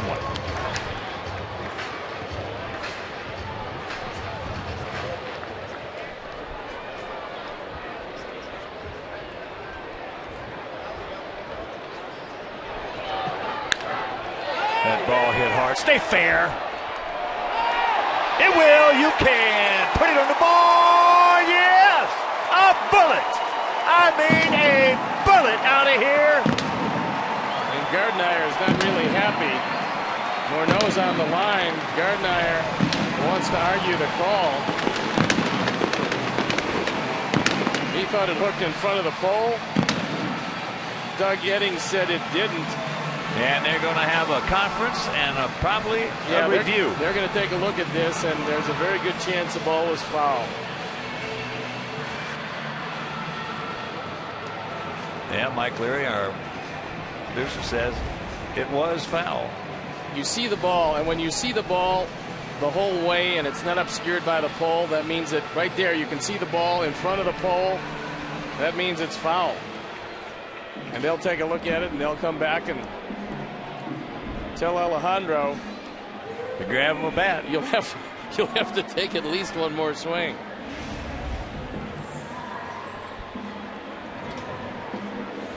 Well, I like the rule. I like the rule on balls that were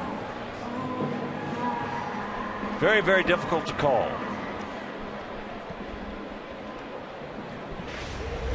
Here is the look, and if the ball disappears, it's a home run. If you can see the ball all the way, and you can, it's a foul ball. And quite clearly, these umpires will take a look. They will come to the same conclusion. Good shot by our crew of getting that ball, slowing it down with the look, and showing you just exactly what happened on a vicious line drive. Well, I didn't put anything down in my scorebook. And so, is Robin. Look at Robin.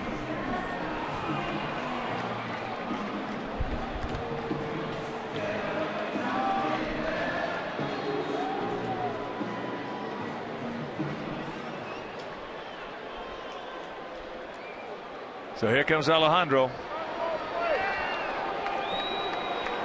We'll hit another one. I'll tell you what, that ball right there is one of the hardest hit balls we've seen all year. Wow. He's got some surprising power. But the fans don't like it. However, it was a correct call, and at the end of the day, that's all you're trying to do is get the correct call. That fastball had a little cut to it, but it had most of the plate. And at 89, not going to get away with these too often. He was fortunate there.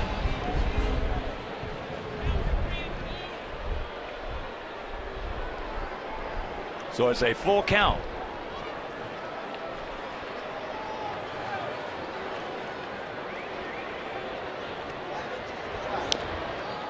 Chops that one foul.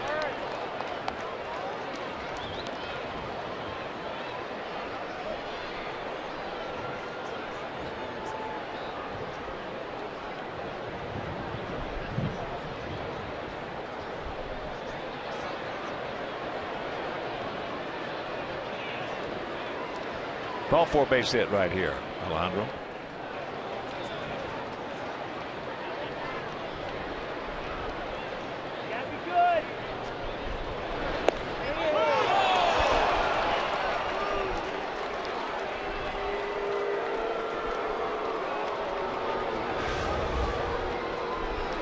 Menard's pitch tracks. A curveball. Could have gone either way. Unfortunately, it went away from Alejandro. So a home run to a strikeout in a couple of pitches. Third strikeout for DeVries, and here is Gordon, who's 1 for 2, a rocket single, and a run scored back in the third.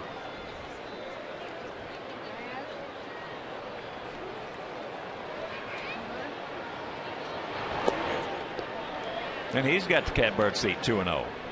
Adam Dunn on deck.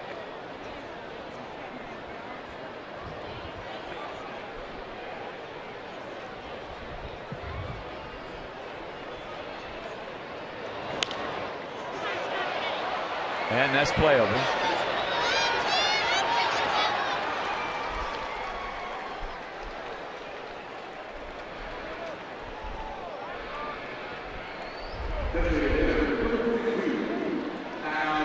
So the ninth time there has been a review, a video review. Third time here in this ballpark.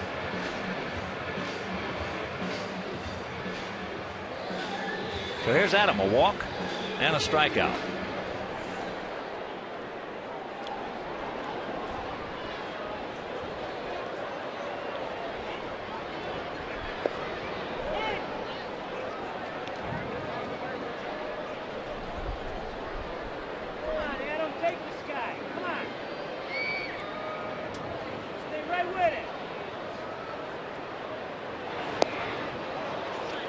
Nothing in 2 to BECKHAM.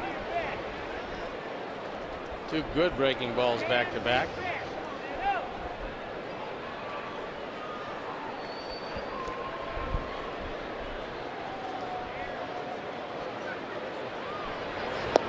Takes it up. He did not go.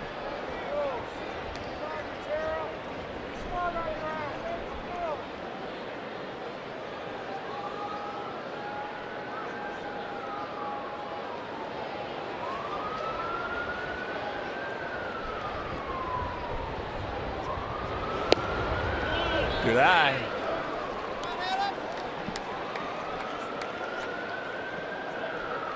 That last one, another curveball and pretty close.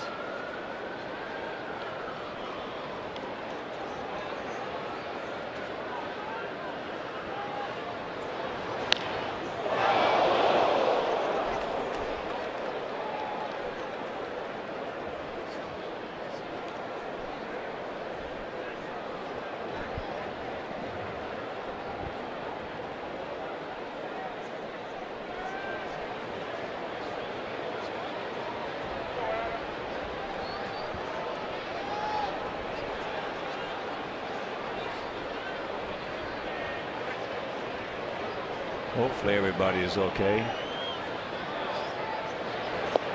As he got him, he knew it. So Cole DeVries does what he's supposed to do after his team takes the lead. He shuts them down. We'll go to the 6th.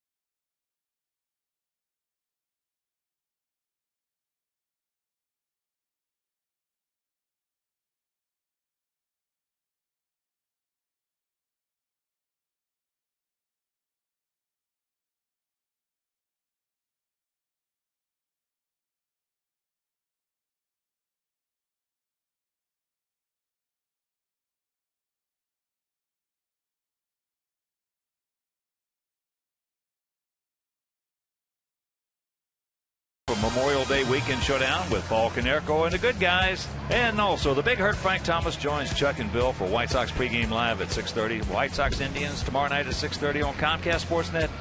Fans' best friend.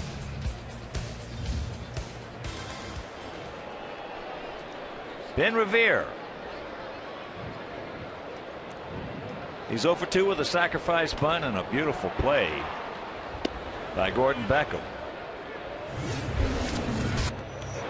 With the speed of REVERE, this could have been a base hit, but he bunted it a little bit harder than he wanted, and Gordon had a shot, but it took a bare hand pick and throw to get it.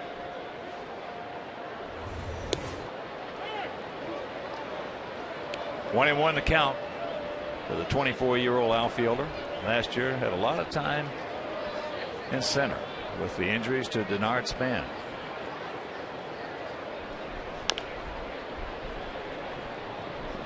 Well, he'll take it himself for out number one.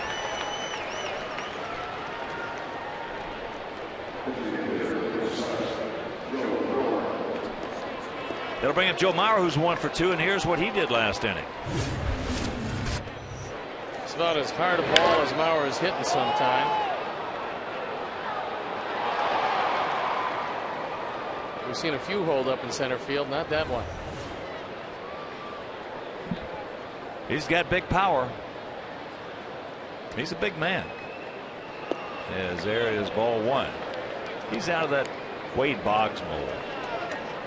Wade Boggs could have hit 30 home runs a year if he wanted to. Guy who could hit home runs, but his batting average would drop considerably.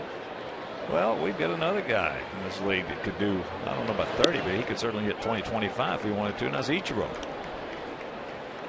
And he would be doing it in a park that's not exactly conducive to the long ball.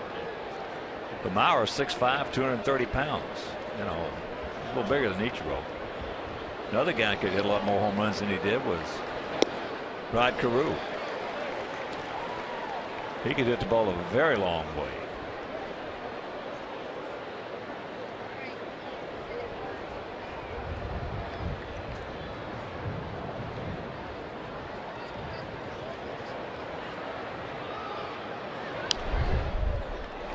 Ted Williams used to really get hot at Wade Boggs. He just was, he'd get exasperated with it. Couldn't understand why he didn't try to hit home runs, or on certain counts try to hit home runs. Or man on third went out, you know, taking his walk rather than knocking him in. Yeah. Well, that is the difference between run producers and non-run producers. There's a lot of runs batted in out of the strike zone in situations like that. Man at third, one out.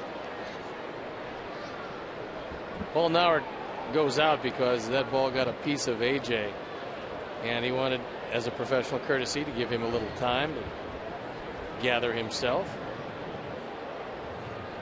AJ would do the same thing if Nauert got hurt. So the count holds at 2-2.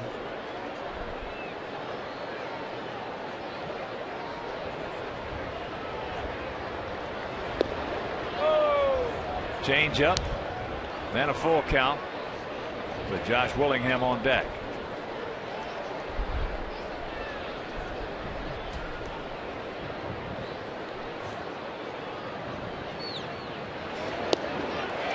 Doubled him up with a change. He gone. 2 down. Second strikeout of the night for Mauer. This is a good change, good movement. 86 miles an hour. That changeup is like a fastball for a lot of left-handers we've seen in this league.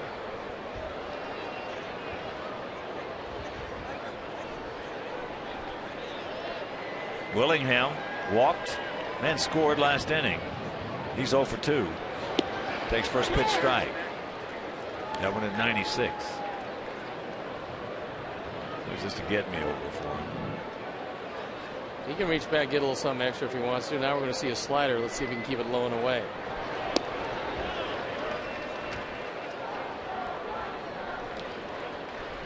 Nate tonight has not had the pinpoint control that we've seen in other appearances, so he's got to try to battle it. Well, it's good for him. in that respect. Now Willingham called for time, didn't get it.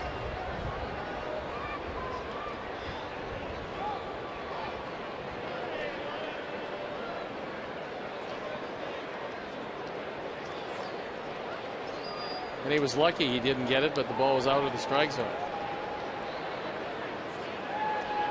The 2-1.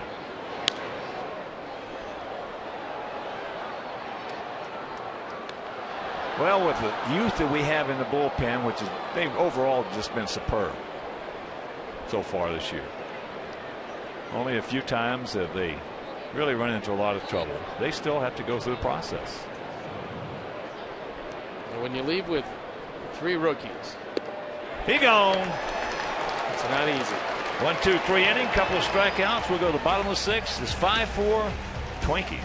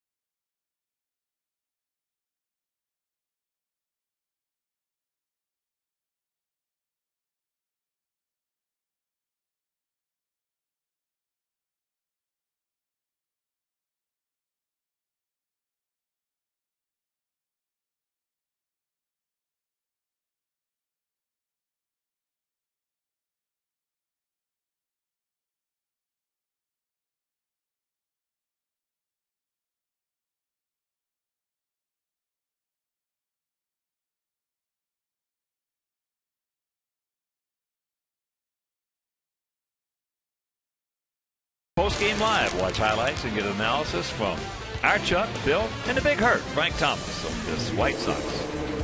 Galaxy White Sox post-game live. Immediately following the game on Comcast Sportsnet, fans' best friend.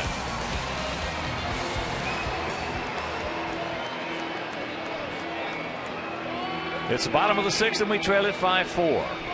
And as usual, I'll tell you, very seldom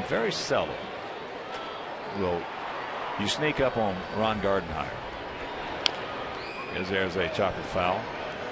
You get in a close ball game, you get to the 7th inning, and he's always got, as a rule, a right-hander and a left-hander soft tossing.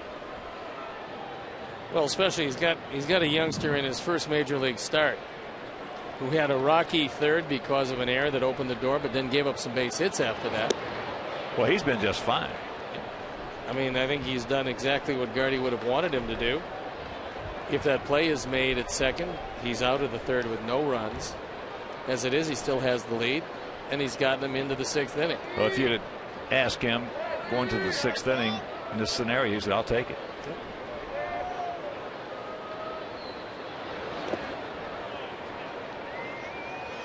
Paulie has gone out deep to right field and has an RBI single and a run scored.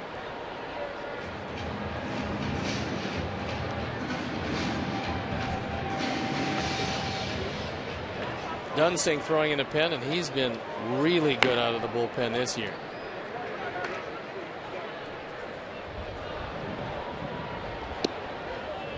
Count evens at 2.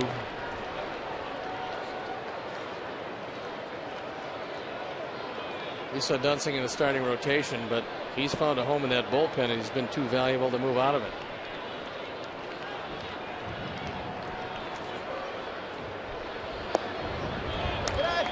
And it goes full.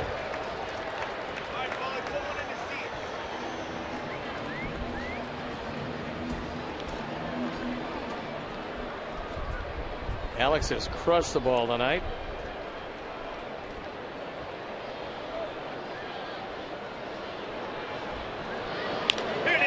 That ball hit high. Stretch.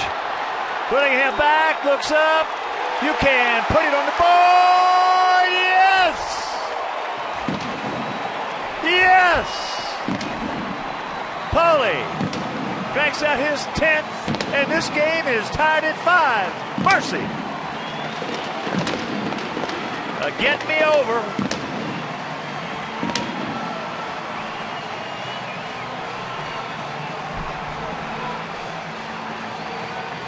Ford home run replay. Paulie almost had one earlier. This time he got a roller. And just gets enough of it.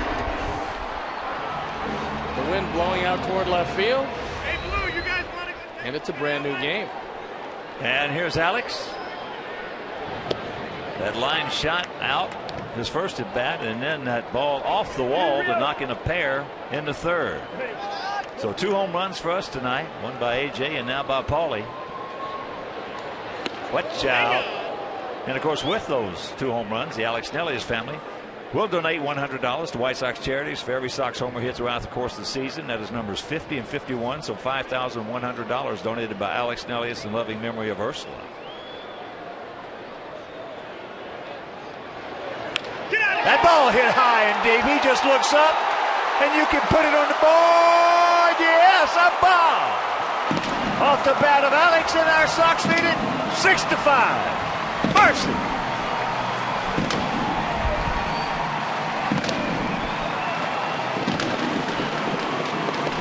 Alex has now driven in 20. That was his 3rd home run. His 2nd in as many nights. And our Ford home run replay. Back to back. That will be it for DeVries.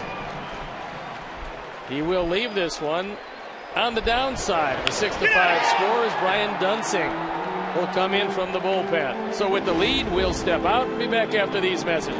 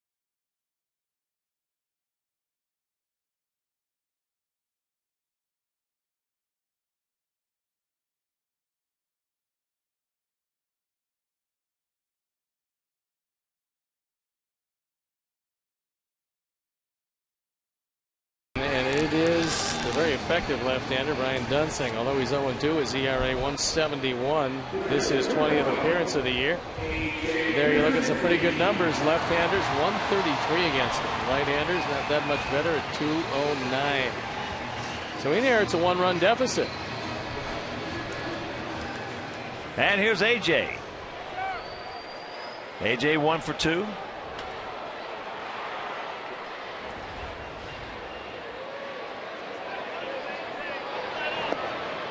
Takes ball 1. And here's that 1 hit.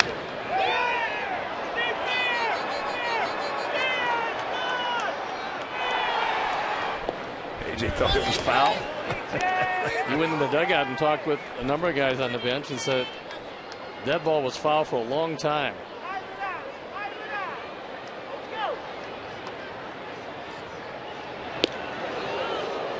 Goes through it on 2-0. For DeVries, 2-1. 5+ innings, 6 runs, 3 earned on 6 hits, a walk, and 4 strikeouts.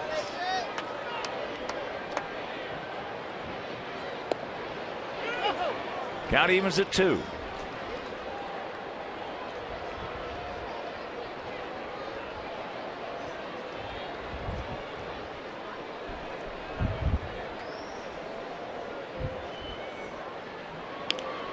That's a foul ball.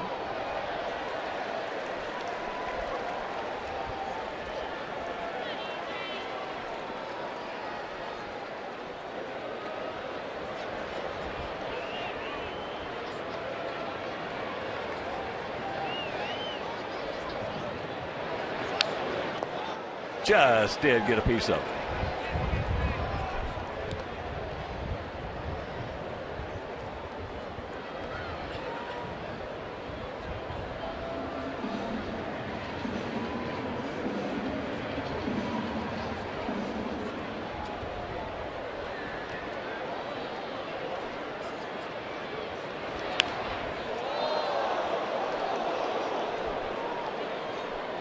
Count hangs at 2 balls, 2 strikes.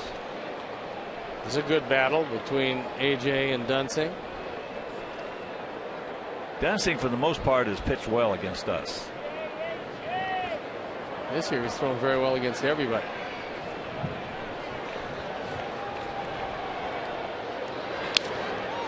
Ate him up inside. So that is out number 1. And that'll bring in Viciedo. Tank is 0 for 2. He fouled out to Drew Butera, the catcher, who made a real good catch on him. And then he lined out hard to right field to Ben Revere, who made a real good catch on him.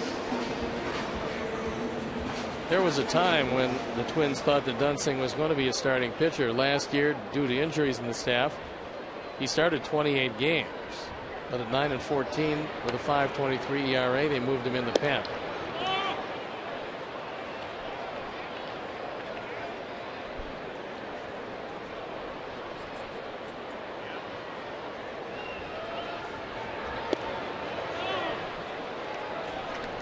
Two 2-0 the count.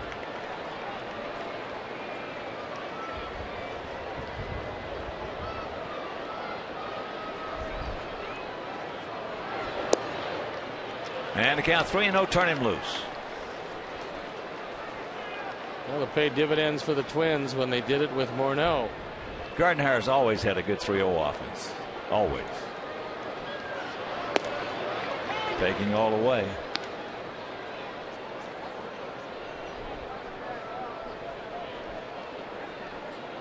Going to be a tough year for Gardy. His whole pitching staff, the starting rotation, has gone down. There's a bullet hit. They will not catch that one. That's one hops the fence. That's just an absolute screaming Mimi right there. Wow. That one looked like it was going to one hop through the fence.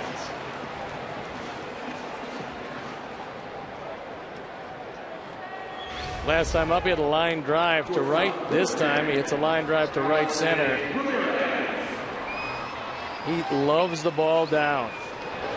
And this ball just accelerates by Span.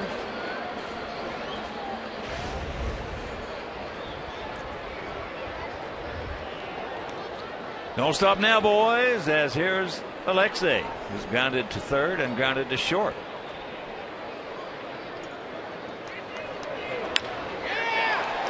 Softly hit.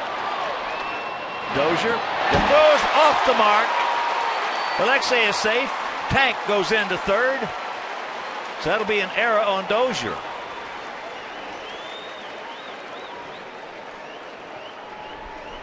They're going to give him a base hit. Good. But the E6 is the advance to third base. This looks like it's going to be a good play. He got the spin on it, but his 360 spin pushed it well wide of the bag. Morneau can't get to it. And now runners at the corners with a 1-run lead, looking for more. 6-8-0 for us. 5-8-2. A big 2, hopefully, for them. Certainly that first one cost them 3 runs.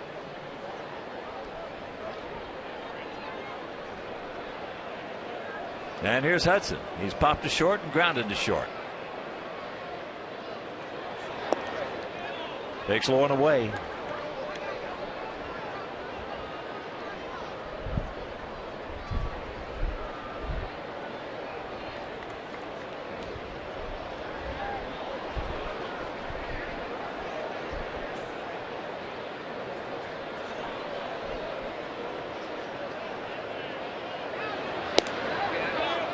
And he's got the count.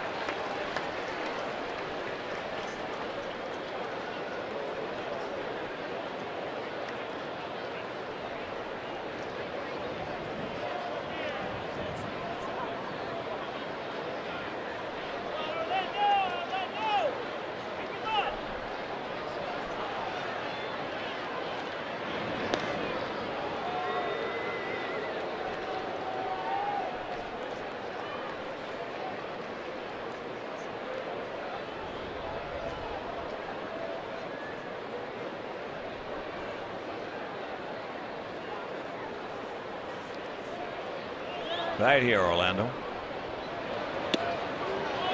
And the count 3-0 with Alejandro on deck.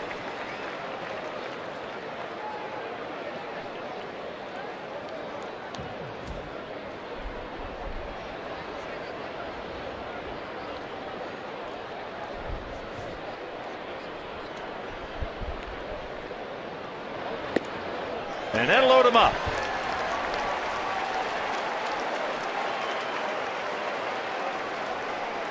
Well, a chance for Diaza, who ever so briefly last inning thought he had a home run. Now Rick Anderson comes out. He wants a word with Dunsing, who's struggling his way here in the 6th inning.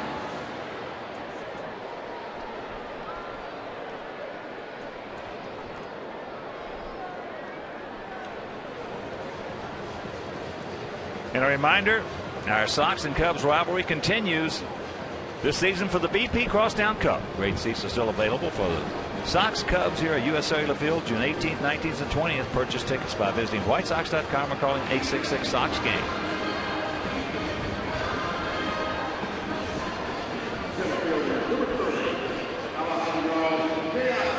So 1 out, Sox packed with Sox, and here is Diaza.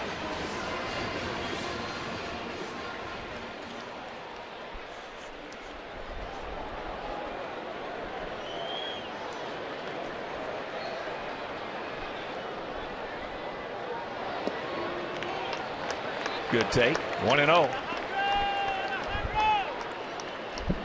They're playing about halfway in the infield. At least thinking about to, except at the corners where they're both in front of the bags. That ball hit deep to right field. Way back, he looks up. You can't put it on the board. Yes! Yes, a grand slam for Alejandro Diaza, and the Sox lead it 10-5. Yes.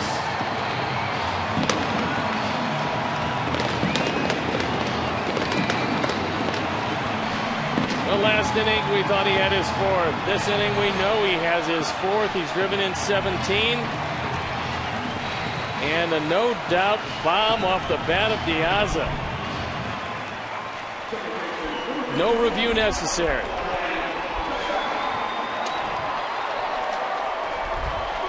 That was a blast. And here's Beckham. Gordon takes ball 1. 3 home runs this inning. Back-to-backs to start it off by KONERKO Rios. And then the grand slam by Diaza.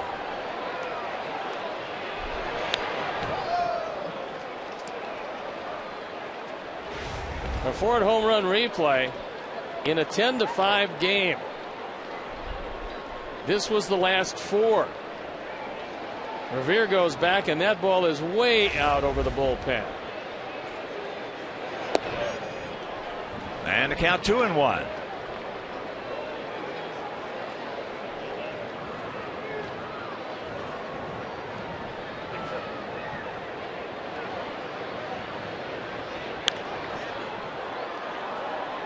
Alejandro is stronger than most leadoff men in this league.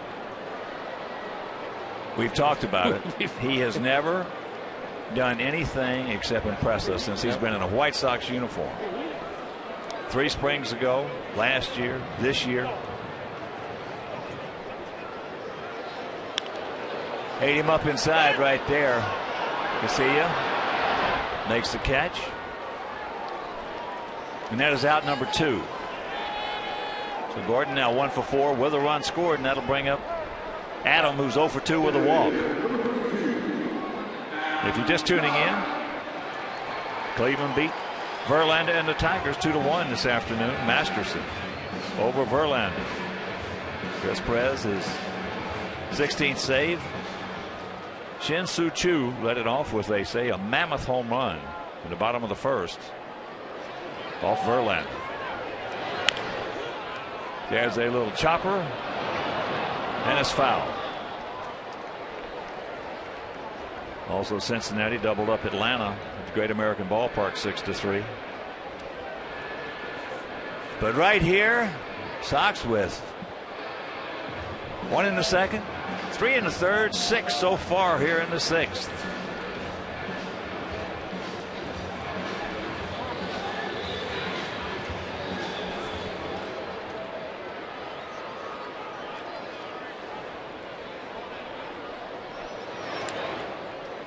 Just got a piece of it.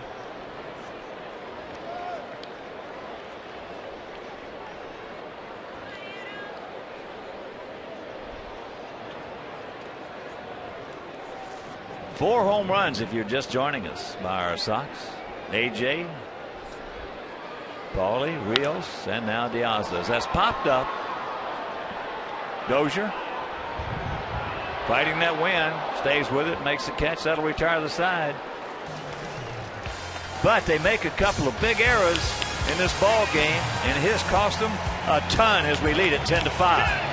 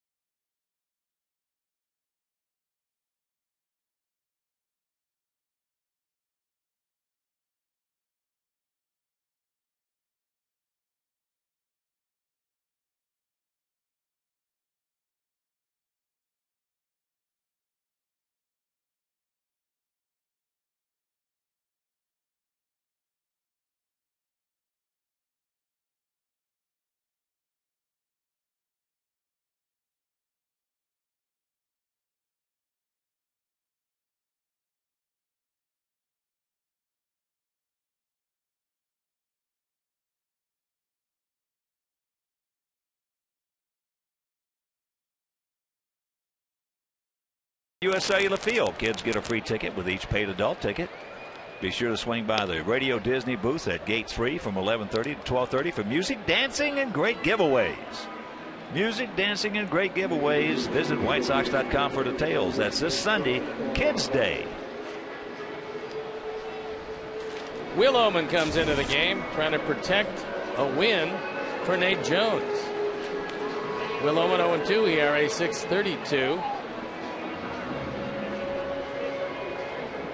And he's going to look in at Morneau, Dozier, and Casilla. Morneau 1 for 3, a double on a 3-0 count. Just hit a bullet off that wall out there. That fence in right field.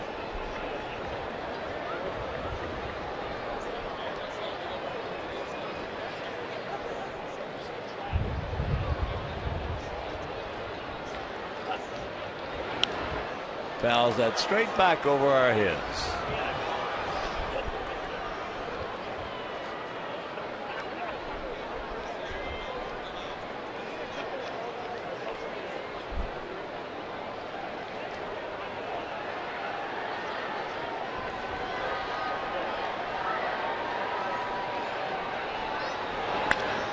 That ball hit high and deep. Get that. Wow. It is 10-6.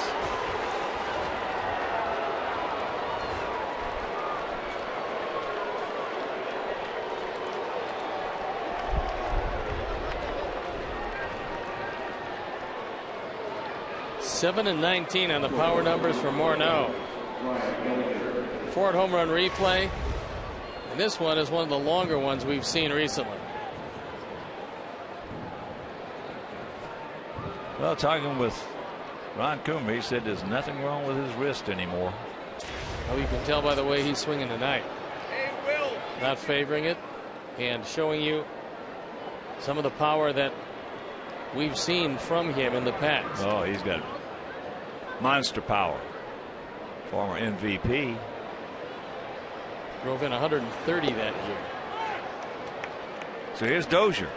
He's 1 for 3, a 2-run single. They're coming back in the 5th.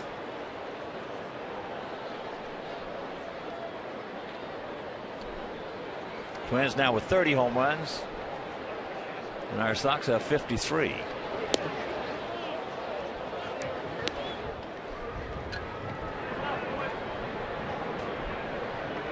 Tying Torrey Hunter with his 192nd Twin home run. That was estimated at 432.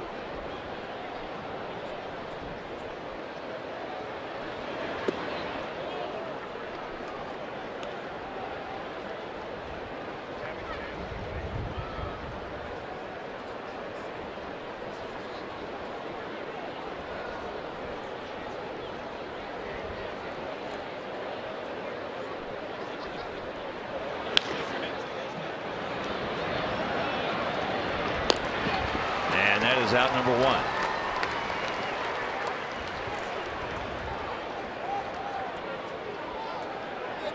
Here's our Xfinity high-speed action replay, and it's a double off the bat of Casilla, and it looked like he was going to drive in at least a run, but 2 good relays and a tremendous play at the plate by AJ, and the run does not score as Dozier is thrown out at the plate. What a play. So that's another great relay play. And we still, to this day, we've seen one cutoff man missed, but we have not seen a cutoff man overthrown. And that'll do it. So Jesse Crane comes on, and we'll be back.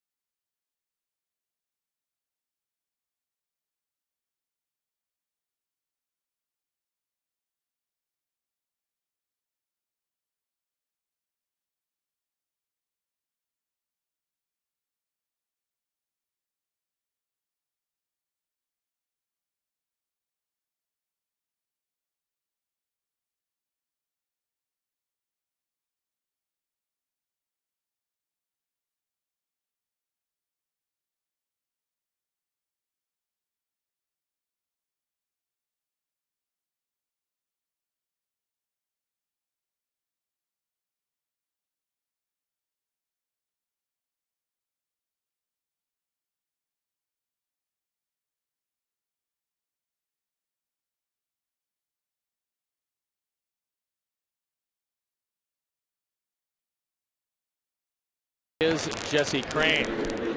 So a third of an inning for Will Oman. Gave up the towering home run.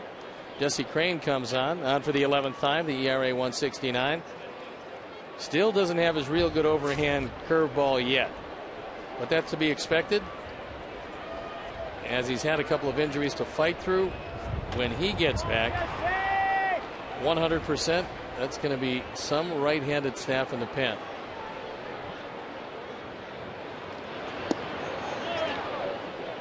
Ball one to Casilla. Well, one in, one out here in the top of the 7th inning. I'm not sure how that's called ball, but it was.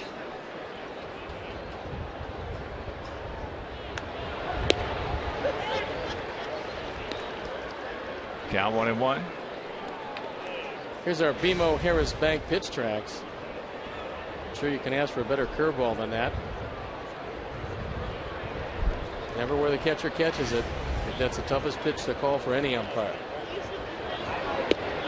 Well, this has been a well umpired series, starting with the 9-2 loss we had. Dana DeMuth had a good game behind the plate, and last night that gentleman right there, Kerwin Danley, had a good game, and Nauertz had a good game tonight. That's popped up. Gordon.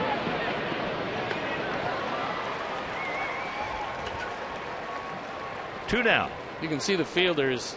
Ball goes up, and you can even watching them seemingly move their feet so that they're always moving to see which way the wind takes the baseball. Has not been an easy night to play for anything in the air. Drew Butera has gone out to left, was hit by a pitch, hit him pretty good, right? Back. And he walked.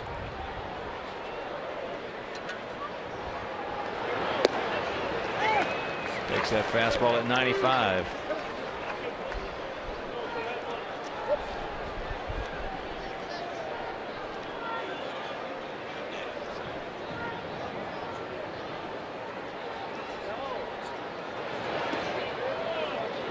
One and one to count. Bottom of the 8th in Miami. Giants leading the Marlins 12-3. And Carlos Stanton, they say, has hit another bomb. Well, that's one strong young man there. This is his 10th.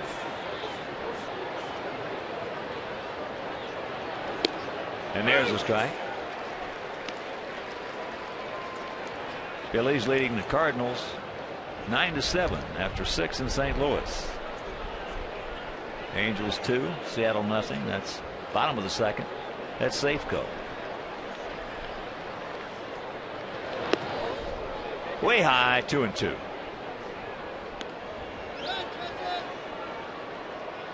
Make your plans to be with us tomorrow, Saturday and Sunday. That 3-game series with the first place Cleveland Indians. Indians now 26-18. Here are the pitching matchups.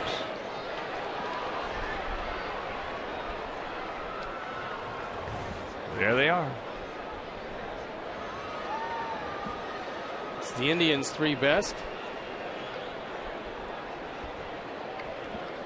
And it's going to be pretty good matchups. Quintana threw very well in relief in one stint up here before going back to the minor leagues.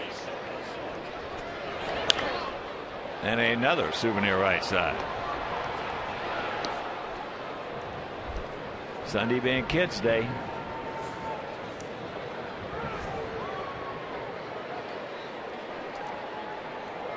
Gray warming up in the bullpen.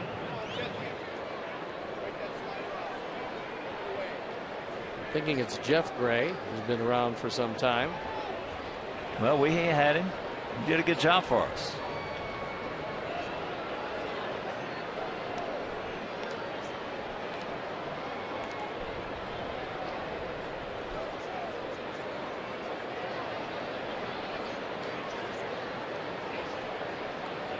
Two out and a 2-2 delivery. He gone. And that'll retire the side. 7th inning stretch, we lead it 10-6.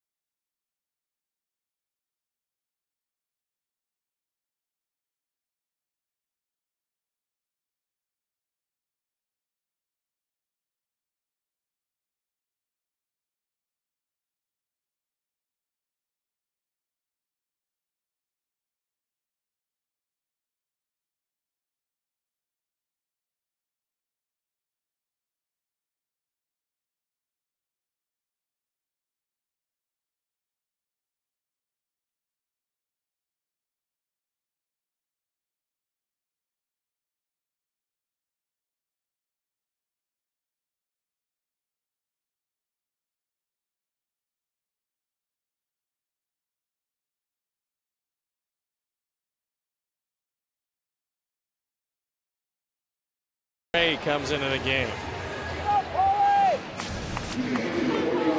19th time, 3-0 record, so he's been in the right place at the right time. His ERA 4.5.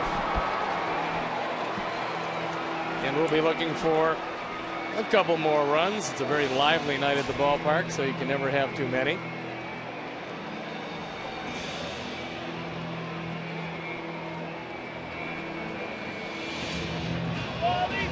So Jeff, a nice young man. When he was with us, he did a good job. He's 30 years old now, out of Phoenix.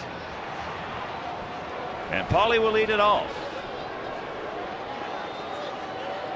Paulie is 2 for 3 tonight.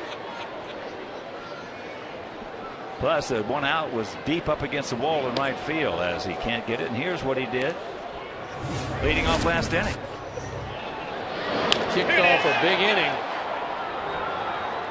That tied it up off DeVries.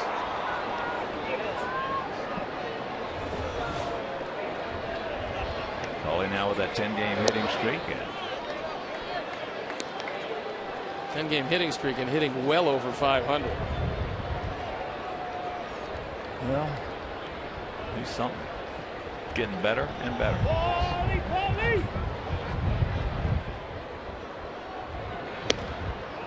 It's like a nice Bordeaux. Nice Bordeaux that doesn't overstride, and you can't strike out much anymore.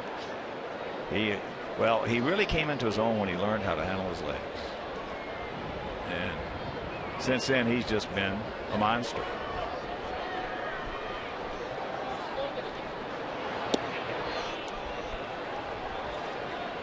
Two and two.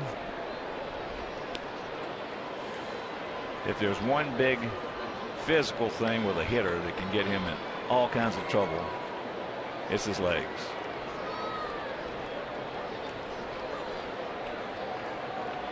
And the same thing really in golf. If you don't know what you're doing with your legs, you can't beat those guys out there. That's a way to fight it off. Well, that's what he'll do now. He'll take the irony of his situation right now is that he'll take more bad swings to the eye, which are bad swings to the eye, but actually in reality they're great swings because he's fouling off a tough pitch. That pitch was bearing in on his hands. No chance to put the ball in play. Just have to stay alive and hope that Gray makes a mistake, because lately Paulie's hitting every mistake. And that's what hitting is about. Very seldom have you had a game, especially if you've been in top of the count, that you made the pitch you wanted to make to a guy and you got beat on it. Very seldom. But when you made the mistakes when you got beat. A lot of hanging curveballs late. You didn't hang too many. Late I did. After 11 o'clock. Well, that's a different story now. Now we're talking about a different ball game. Now you're getting into my arena.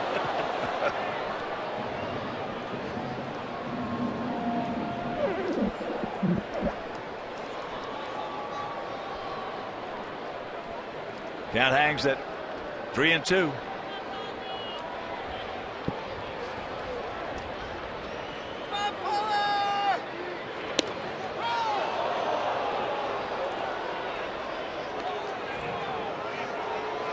Paulie did not like that call. No, not real happy with that. Thought it might have been up, thought it might have been in. Butera thought it wasn't there because he yanked it back over the inside corner. No, he missed that one. He missed that one.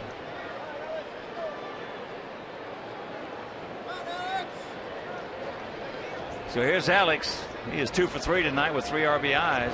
And here's what he did last inning. This one put us on top. And hopefully on top to stay. It could make a loser out of DeVries in his first major league start. There's a hard 2 hopper. And that is out number 2. That'll bring AJ.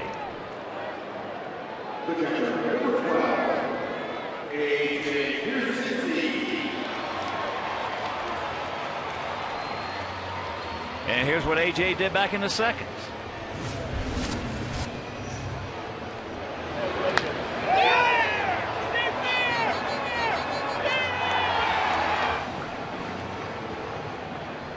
Look at that look on his face.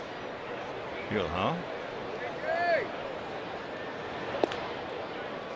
That one's low and away.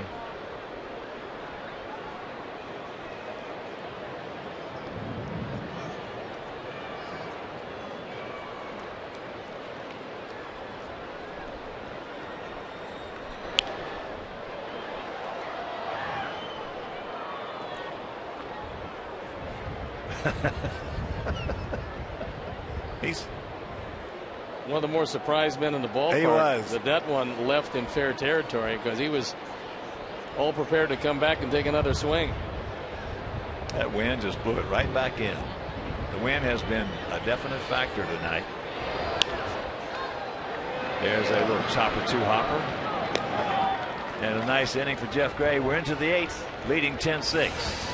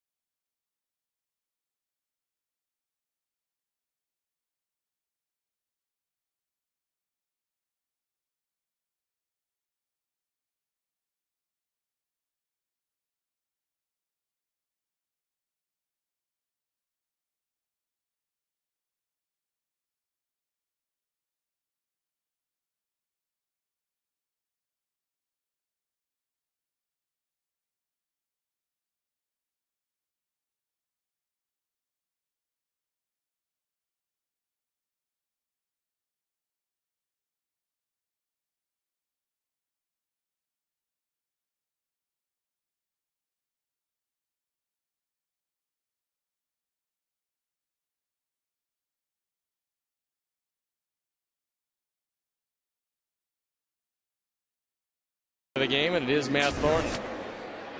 Thornton on for the 23rd time, so he's been a busy man. 2-3 record, almost a 3.5 ERA, and there's 6 outs to go. Bottom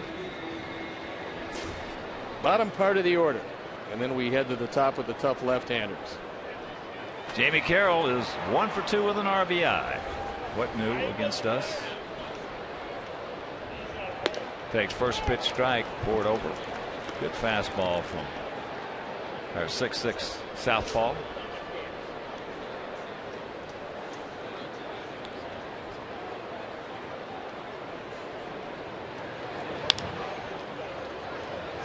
Hudson. First play Orlando's had tonight. I tell you, he looks like a third baseman down there. No, he looks comfortable. I mean, last night he ranged wide of the bag to his left, made the throw easy. Doesn't look like he's got a second baseman's arm where he has to, use everything he has to get it over there. It looks like he's got a third baseman's arm. Yep. So for a guy who hasn't played third, he's done a pretty good job, and they work him out before the games. Joe McEwing's been doing that. Get him comfortable down there with plays to his right, his left, get him the off-balance throws. Well, one of the biggest guys that could help him would be Gordon Beckham. And just explaining to him what he's going to be facing, because he's yet to have one scalded to him. Take a look again, and he gives a little ground. He's got great hands. He won 4 Gold Gloves, so that's not going to be a problem. It's the speed with which the ball will come down there. Hasn't been tested, that part yet. It hasn't been tested on a good bunt coming in and making that underhand flip. That'll come in time. He made that good play on that swinging bunt the other day. He did. 2-1 to count to Span, who is 2 for 4.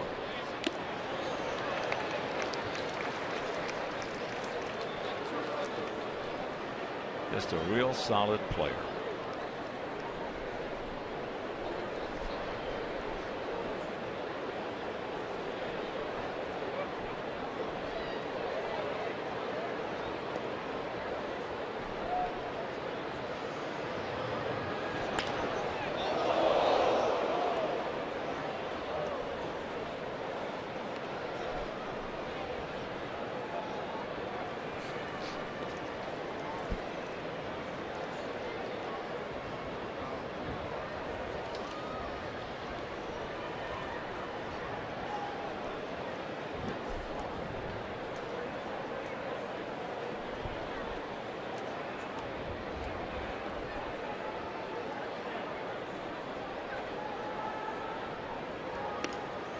Yes, he did. He gone.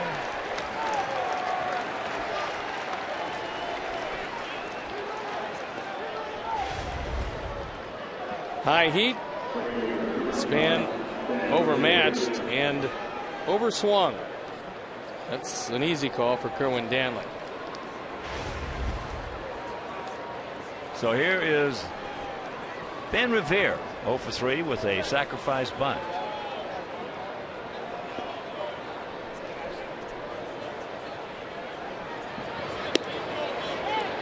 Takes first pitch strike.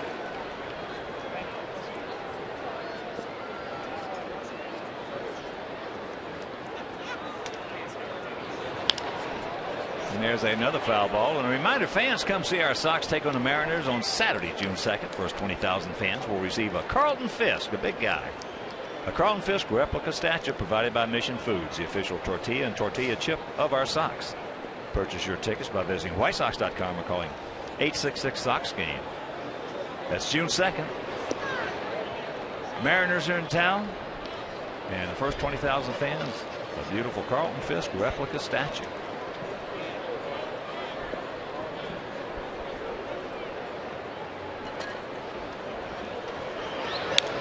Another foul ball. 20,167, but it seems like there've been more here tonight. This has been a very lively crowd.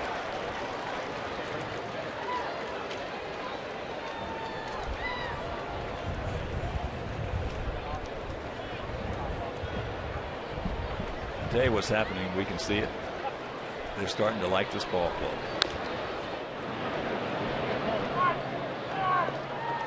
Well, the team, for the most part, has been getting very good starting pitching. Young kids out of the bullpen that throw hard are always something good to look at. And there's a lot of thunder in this lineup. And they're liking the way they're playing fundamental baseball.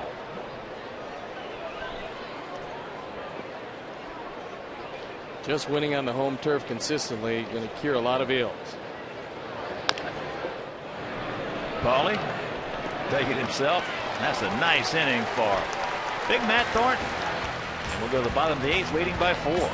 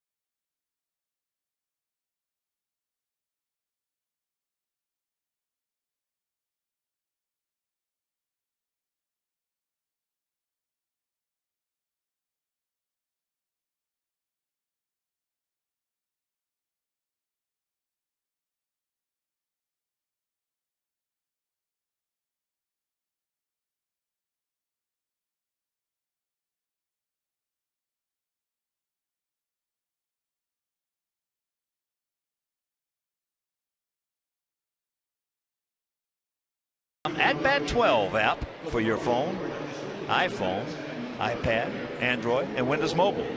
Get live audio, pitch tracking, video highlights, and more. Text at Bat to 31826 or visit whitesox.com for details. Jared Burton comes into the game as the Twins leading the league in pitchers whose name ends in B. They have 5 of them. Burton is one of them. On for the 18th time. 4.60 ERA. He's a big guy, 6'5", 220 out of Westminster, South Carolina. He's the 4th Twin pitcher of the night. DeVries will stand to lose his first major league start if the Twins don't come back in this one. Brian Dunsing, who'd had a very good year, had a very tough night. Gave up the grand slam. Alejandro Diaza in the 6th.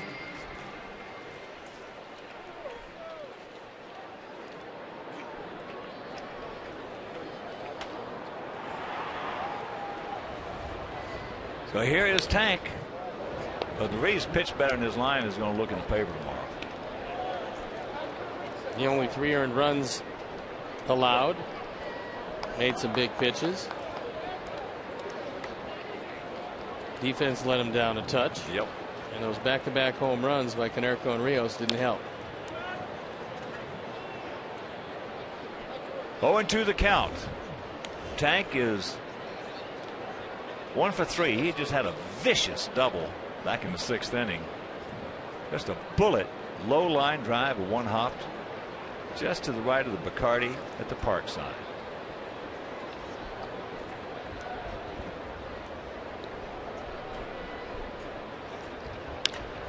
High and deep, stay fair.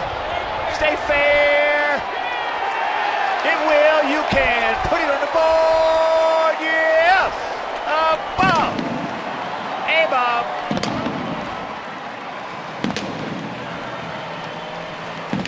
It is 11-6.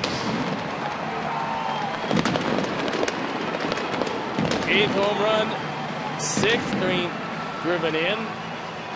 Last 3 times up, he has murdered the ball. This one a towering drive down the line, the Ford home run replay. He loves them down. That one down and in. Only question, would it stay fair?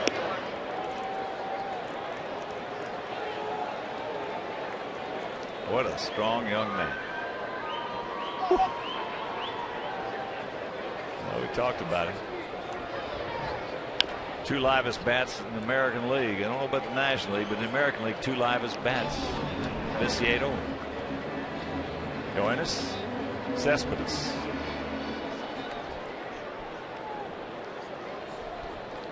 The big man or the wide man, can hit him. He can hit him a long way, and he can also hit line drives as hard as anybody around. And get down. Well, Revere did. Well, I'll tell you, that's 2 good plays he has made out there in right field. Wow. Sinking line drive, that looked like it was a base hit all the way. Not to be.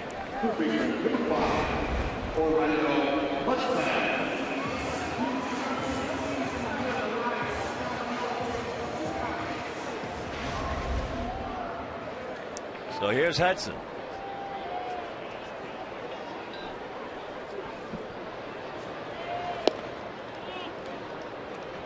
Orlando 0 for 2 with a walk.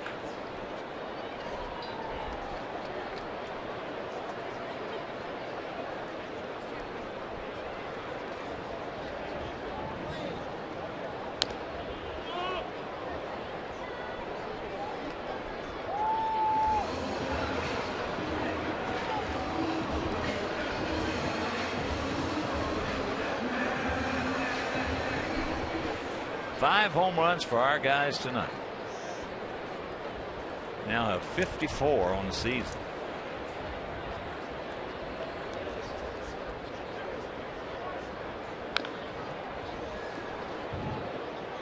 Chopped down and the count 1-2.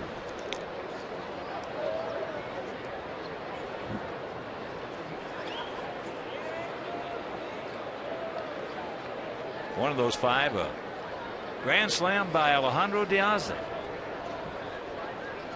J.J. Shearer and Ed Fernandez and all the good folks at Ditka's picked a click.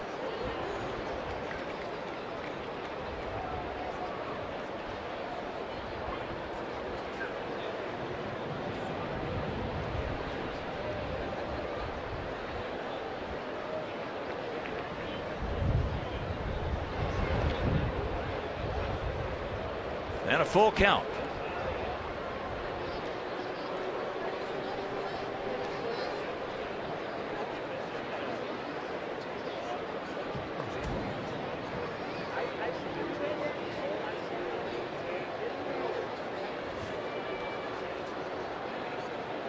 Get yourself a knock right here, Orlando.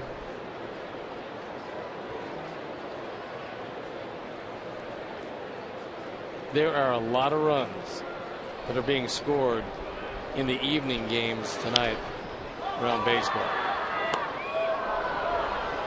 I call them barn burners, you call them bean blowers.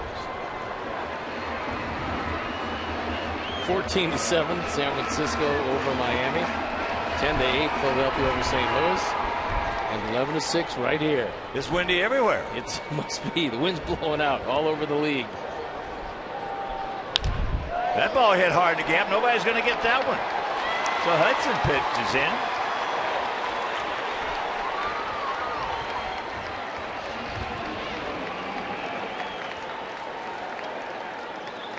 in. Now everybody but Adam, the big one, has hit safely.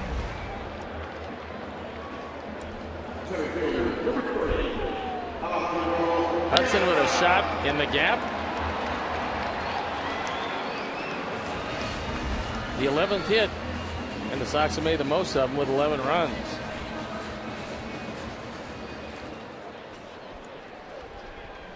And here's Diaza.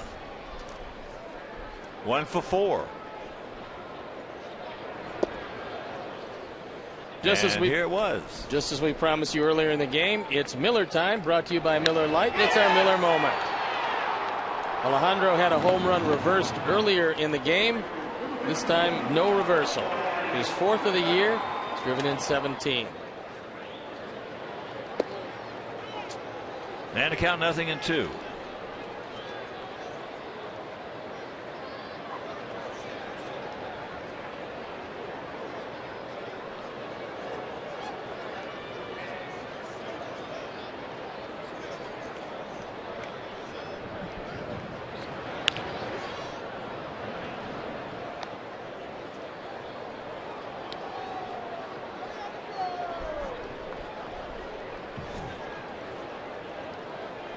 Addison Reed.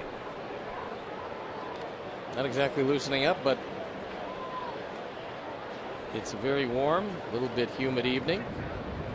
So you can get loosened up in a hurry. Well, those 54 home runs we have ranked 7th in all of baseball.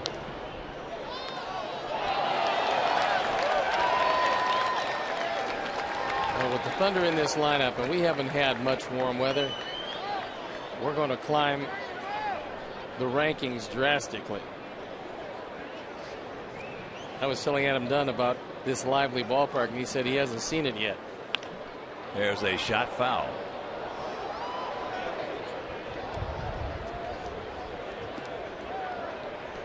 There's a couple of guys who took advantage of it. Of course, neither were exactly windblown.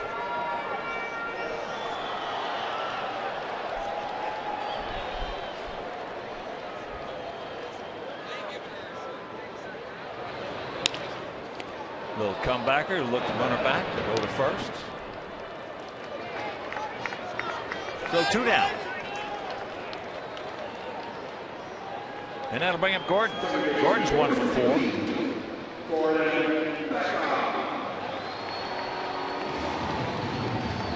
He absolutely just scalded. Tattooed a single between third and short. That's about as hard as he can hit a baseball. Outfield swung around to the right, gap out there in left center. First pitch strike. 11, 11, and 0 for our guys. 6-9 and a huge 2 for their guys.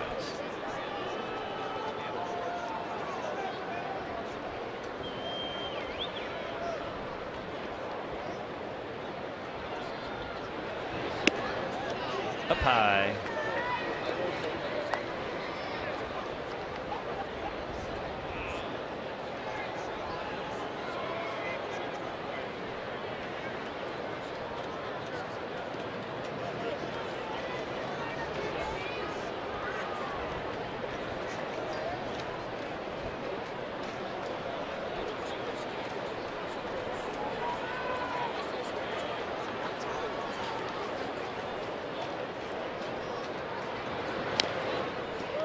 Just did get a piece of it.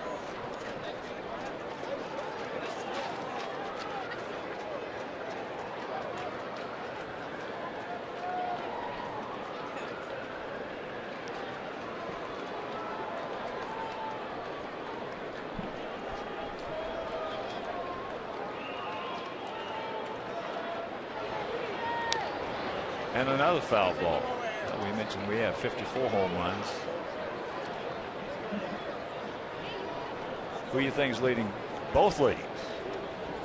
Well, I look at the ballparks, best home run hitting ballparks. You got Riverfront in Cincinnati. You got Camden Yards. Kiki! Got our ballpark, which is a pretty good one, except our weather has not been conducive to hitting home runs. Colorado used to be, but since the humidor, not quite as many.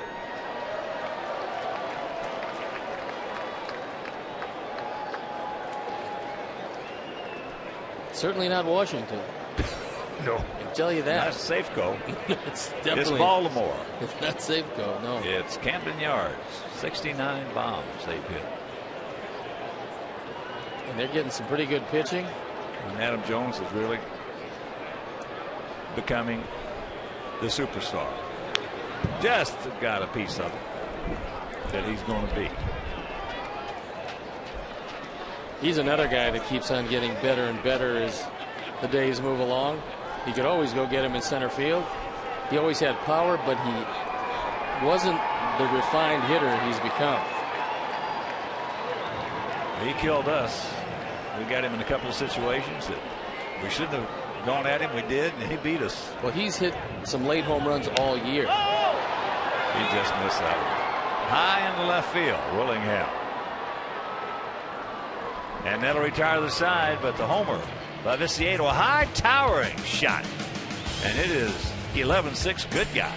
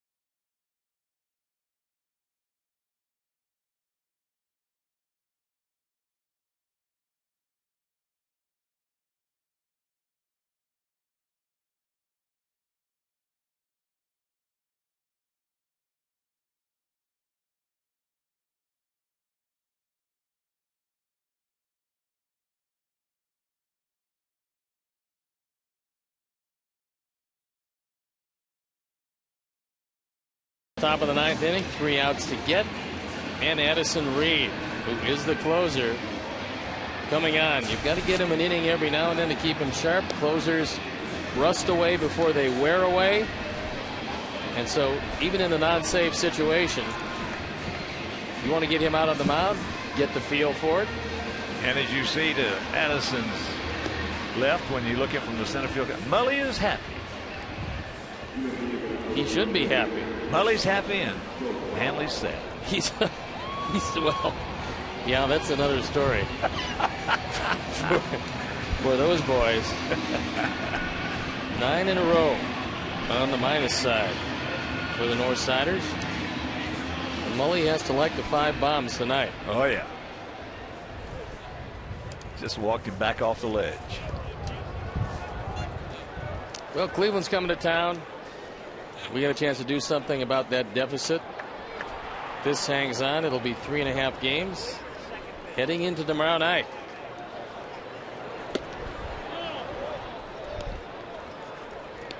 Strike on Konerko. Meanwhile, 1-0 to Maurer.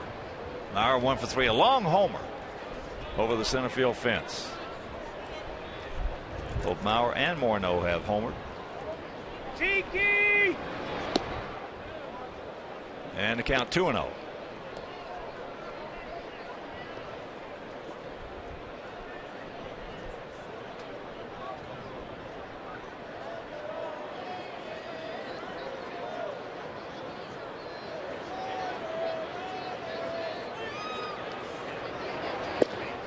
There's the strike.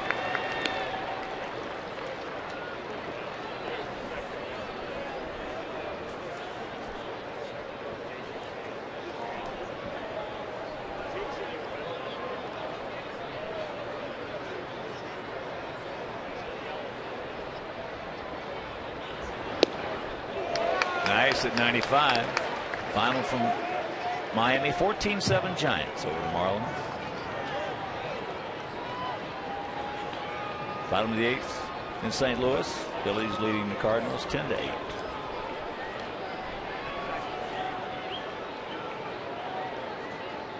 Tiki! Shanks that one, and it's going to be foul.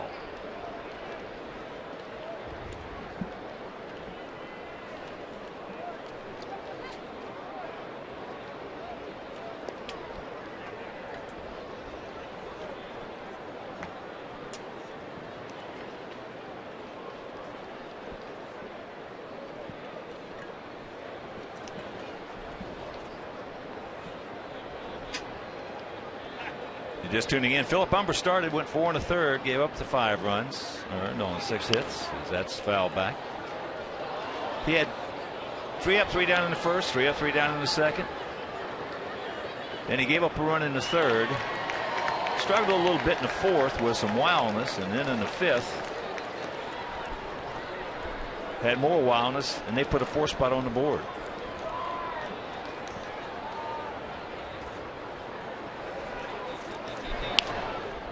Another shank. If this holds, Nate Jones, who came on at the right time for a guy first out of the chute in the bullpen, will run his record to 2-0. His control wasn't quite what it's been, but did manage to put up inning and 2/3 of scoreless baseball. Check on me, Tiki! And a full count. Tried the old changeup, didn't work.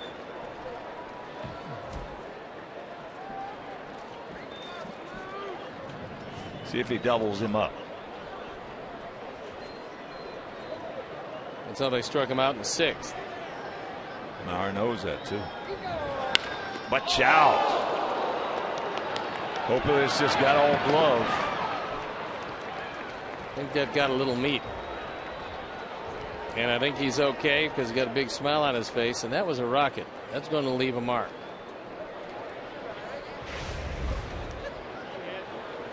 Maurer takes it right back up the middle. Nope, looks like the glove, the heel of the glove. Fortunately, didn't get the wrist.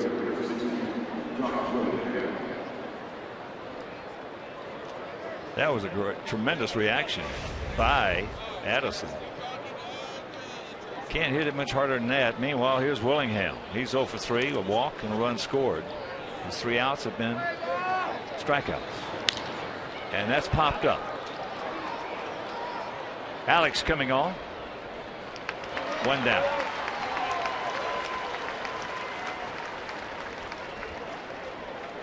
Here's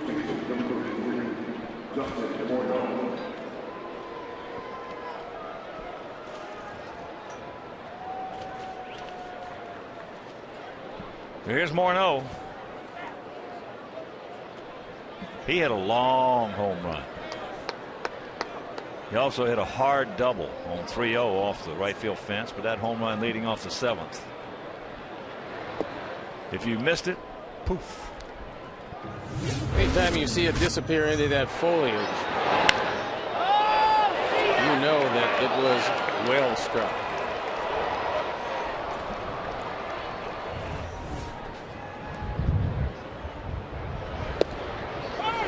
That strike evens the count at 1.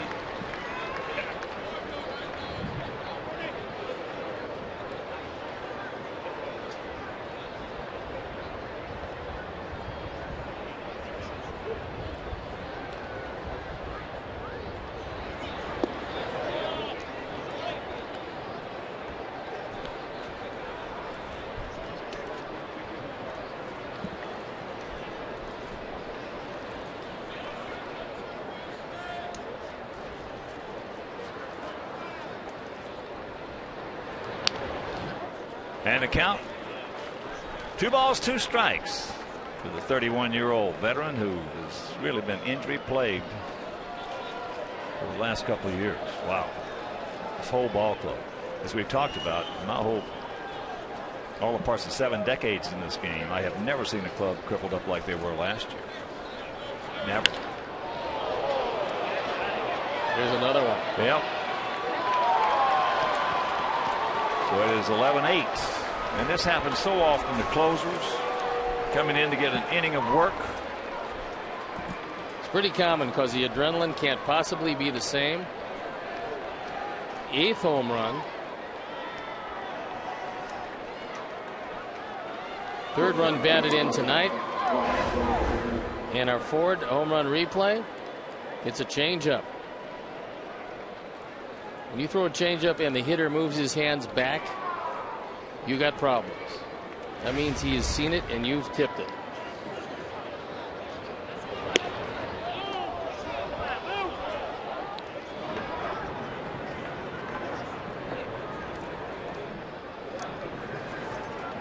Dozier, he's 1 for 4 with a 2-run single. Come on, Addison. Get back in it. No walks, buddy.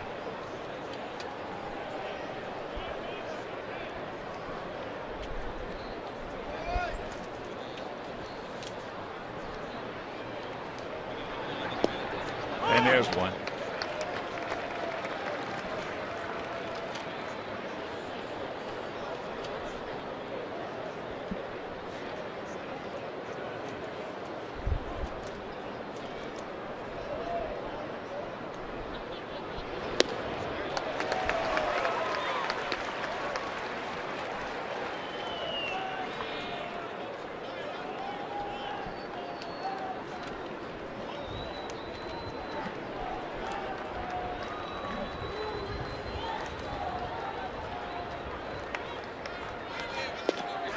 He gone.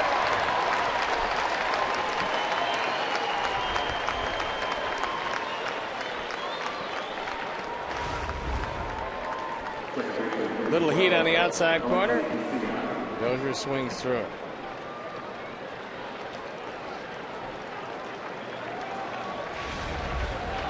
Here's Casillas. He is 2 for 3. A bunt single, a walk, a double, and a pop up to his counterpart, Gordon Beckham. First pitch strike. If Casilla can keep it alive, it's Ryan Dummett in the on deck circle. Hopefully it won't get to that. Let's end it right here.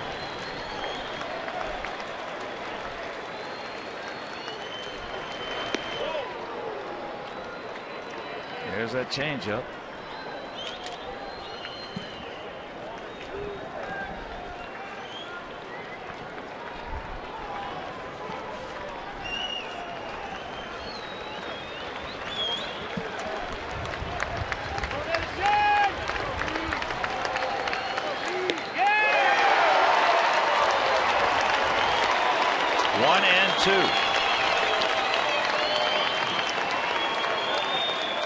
Sox trying to go over the 500 mark. Make your plans to be with us tomorrow, Saturday and Sunday for that series with the Cleveland Indians. Just got a piece of it.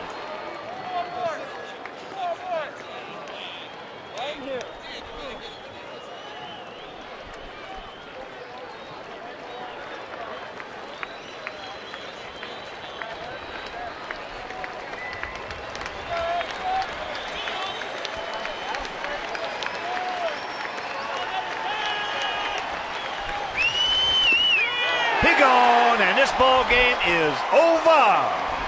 So the Sox come out in a rubber match of this 3-game set. Hit 5 home runs, Steve, and win it. Go over the 500 mark. Well, it was a game where we had the lead, gave it away, came back and took it away, and at the end of the day, the big bats came out to play. All right, let's check out our GMC players of the game. It is Alex Rios, that big 2-run double and that long solo homer. And Alejandro Diaza, who really broke it open with that 6th-inning grand slam homer, his 4th of the year, our GMC players of the game. So for my partner Steve Stone, our director Jim Angio, our producer Mike Leary, our associate producer Dave Ross, our technical manager Mark Harper. Also the executive producer Jim Corno Jr. For the mayor, Mean Joe Groove, and up here in the booth with us, Mike Mayer, Frank D'Amato, and in the truck with sound, Frank Leone. This is a Hawk. So long, everybody. You've been watching Chicago White Sox baseball on Comcast Sportsnet Now, part of the NBC Sports Group.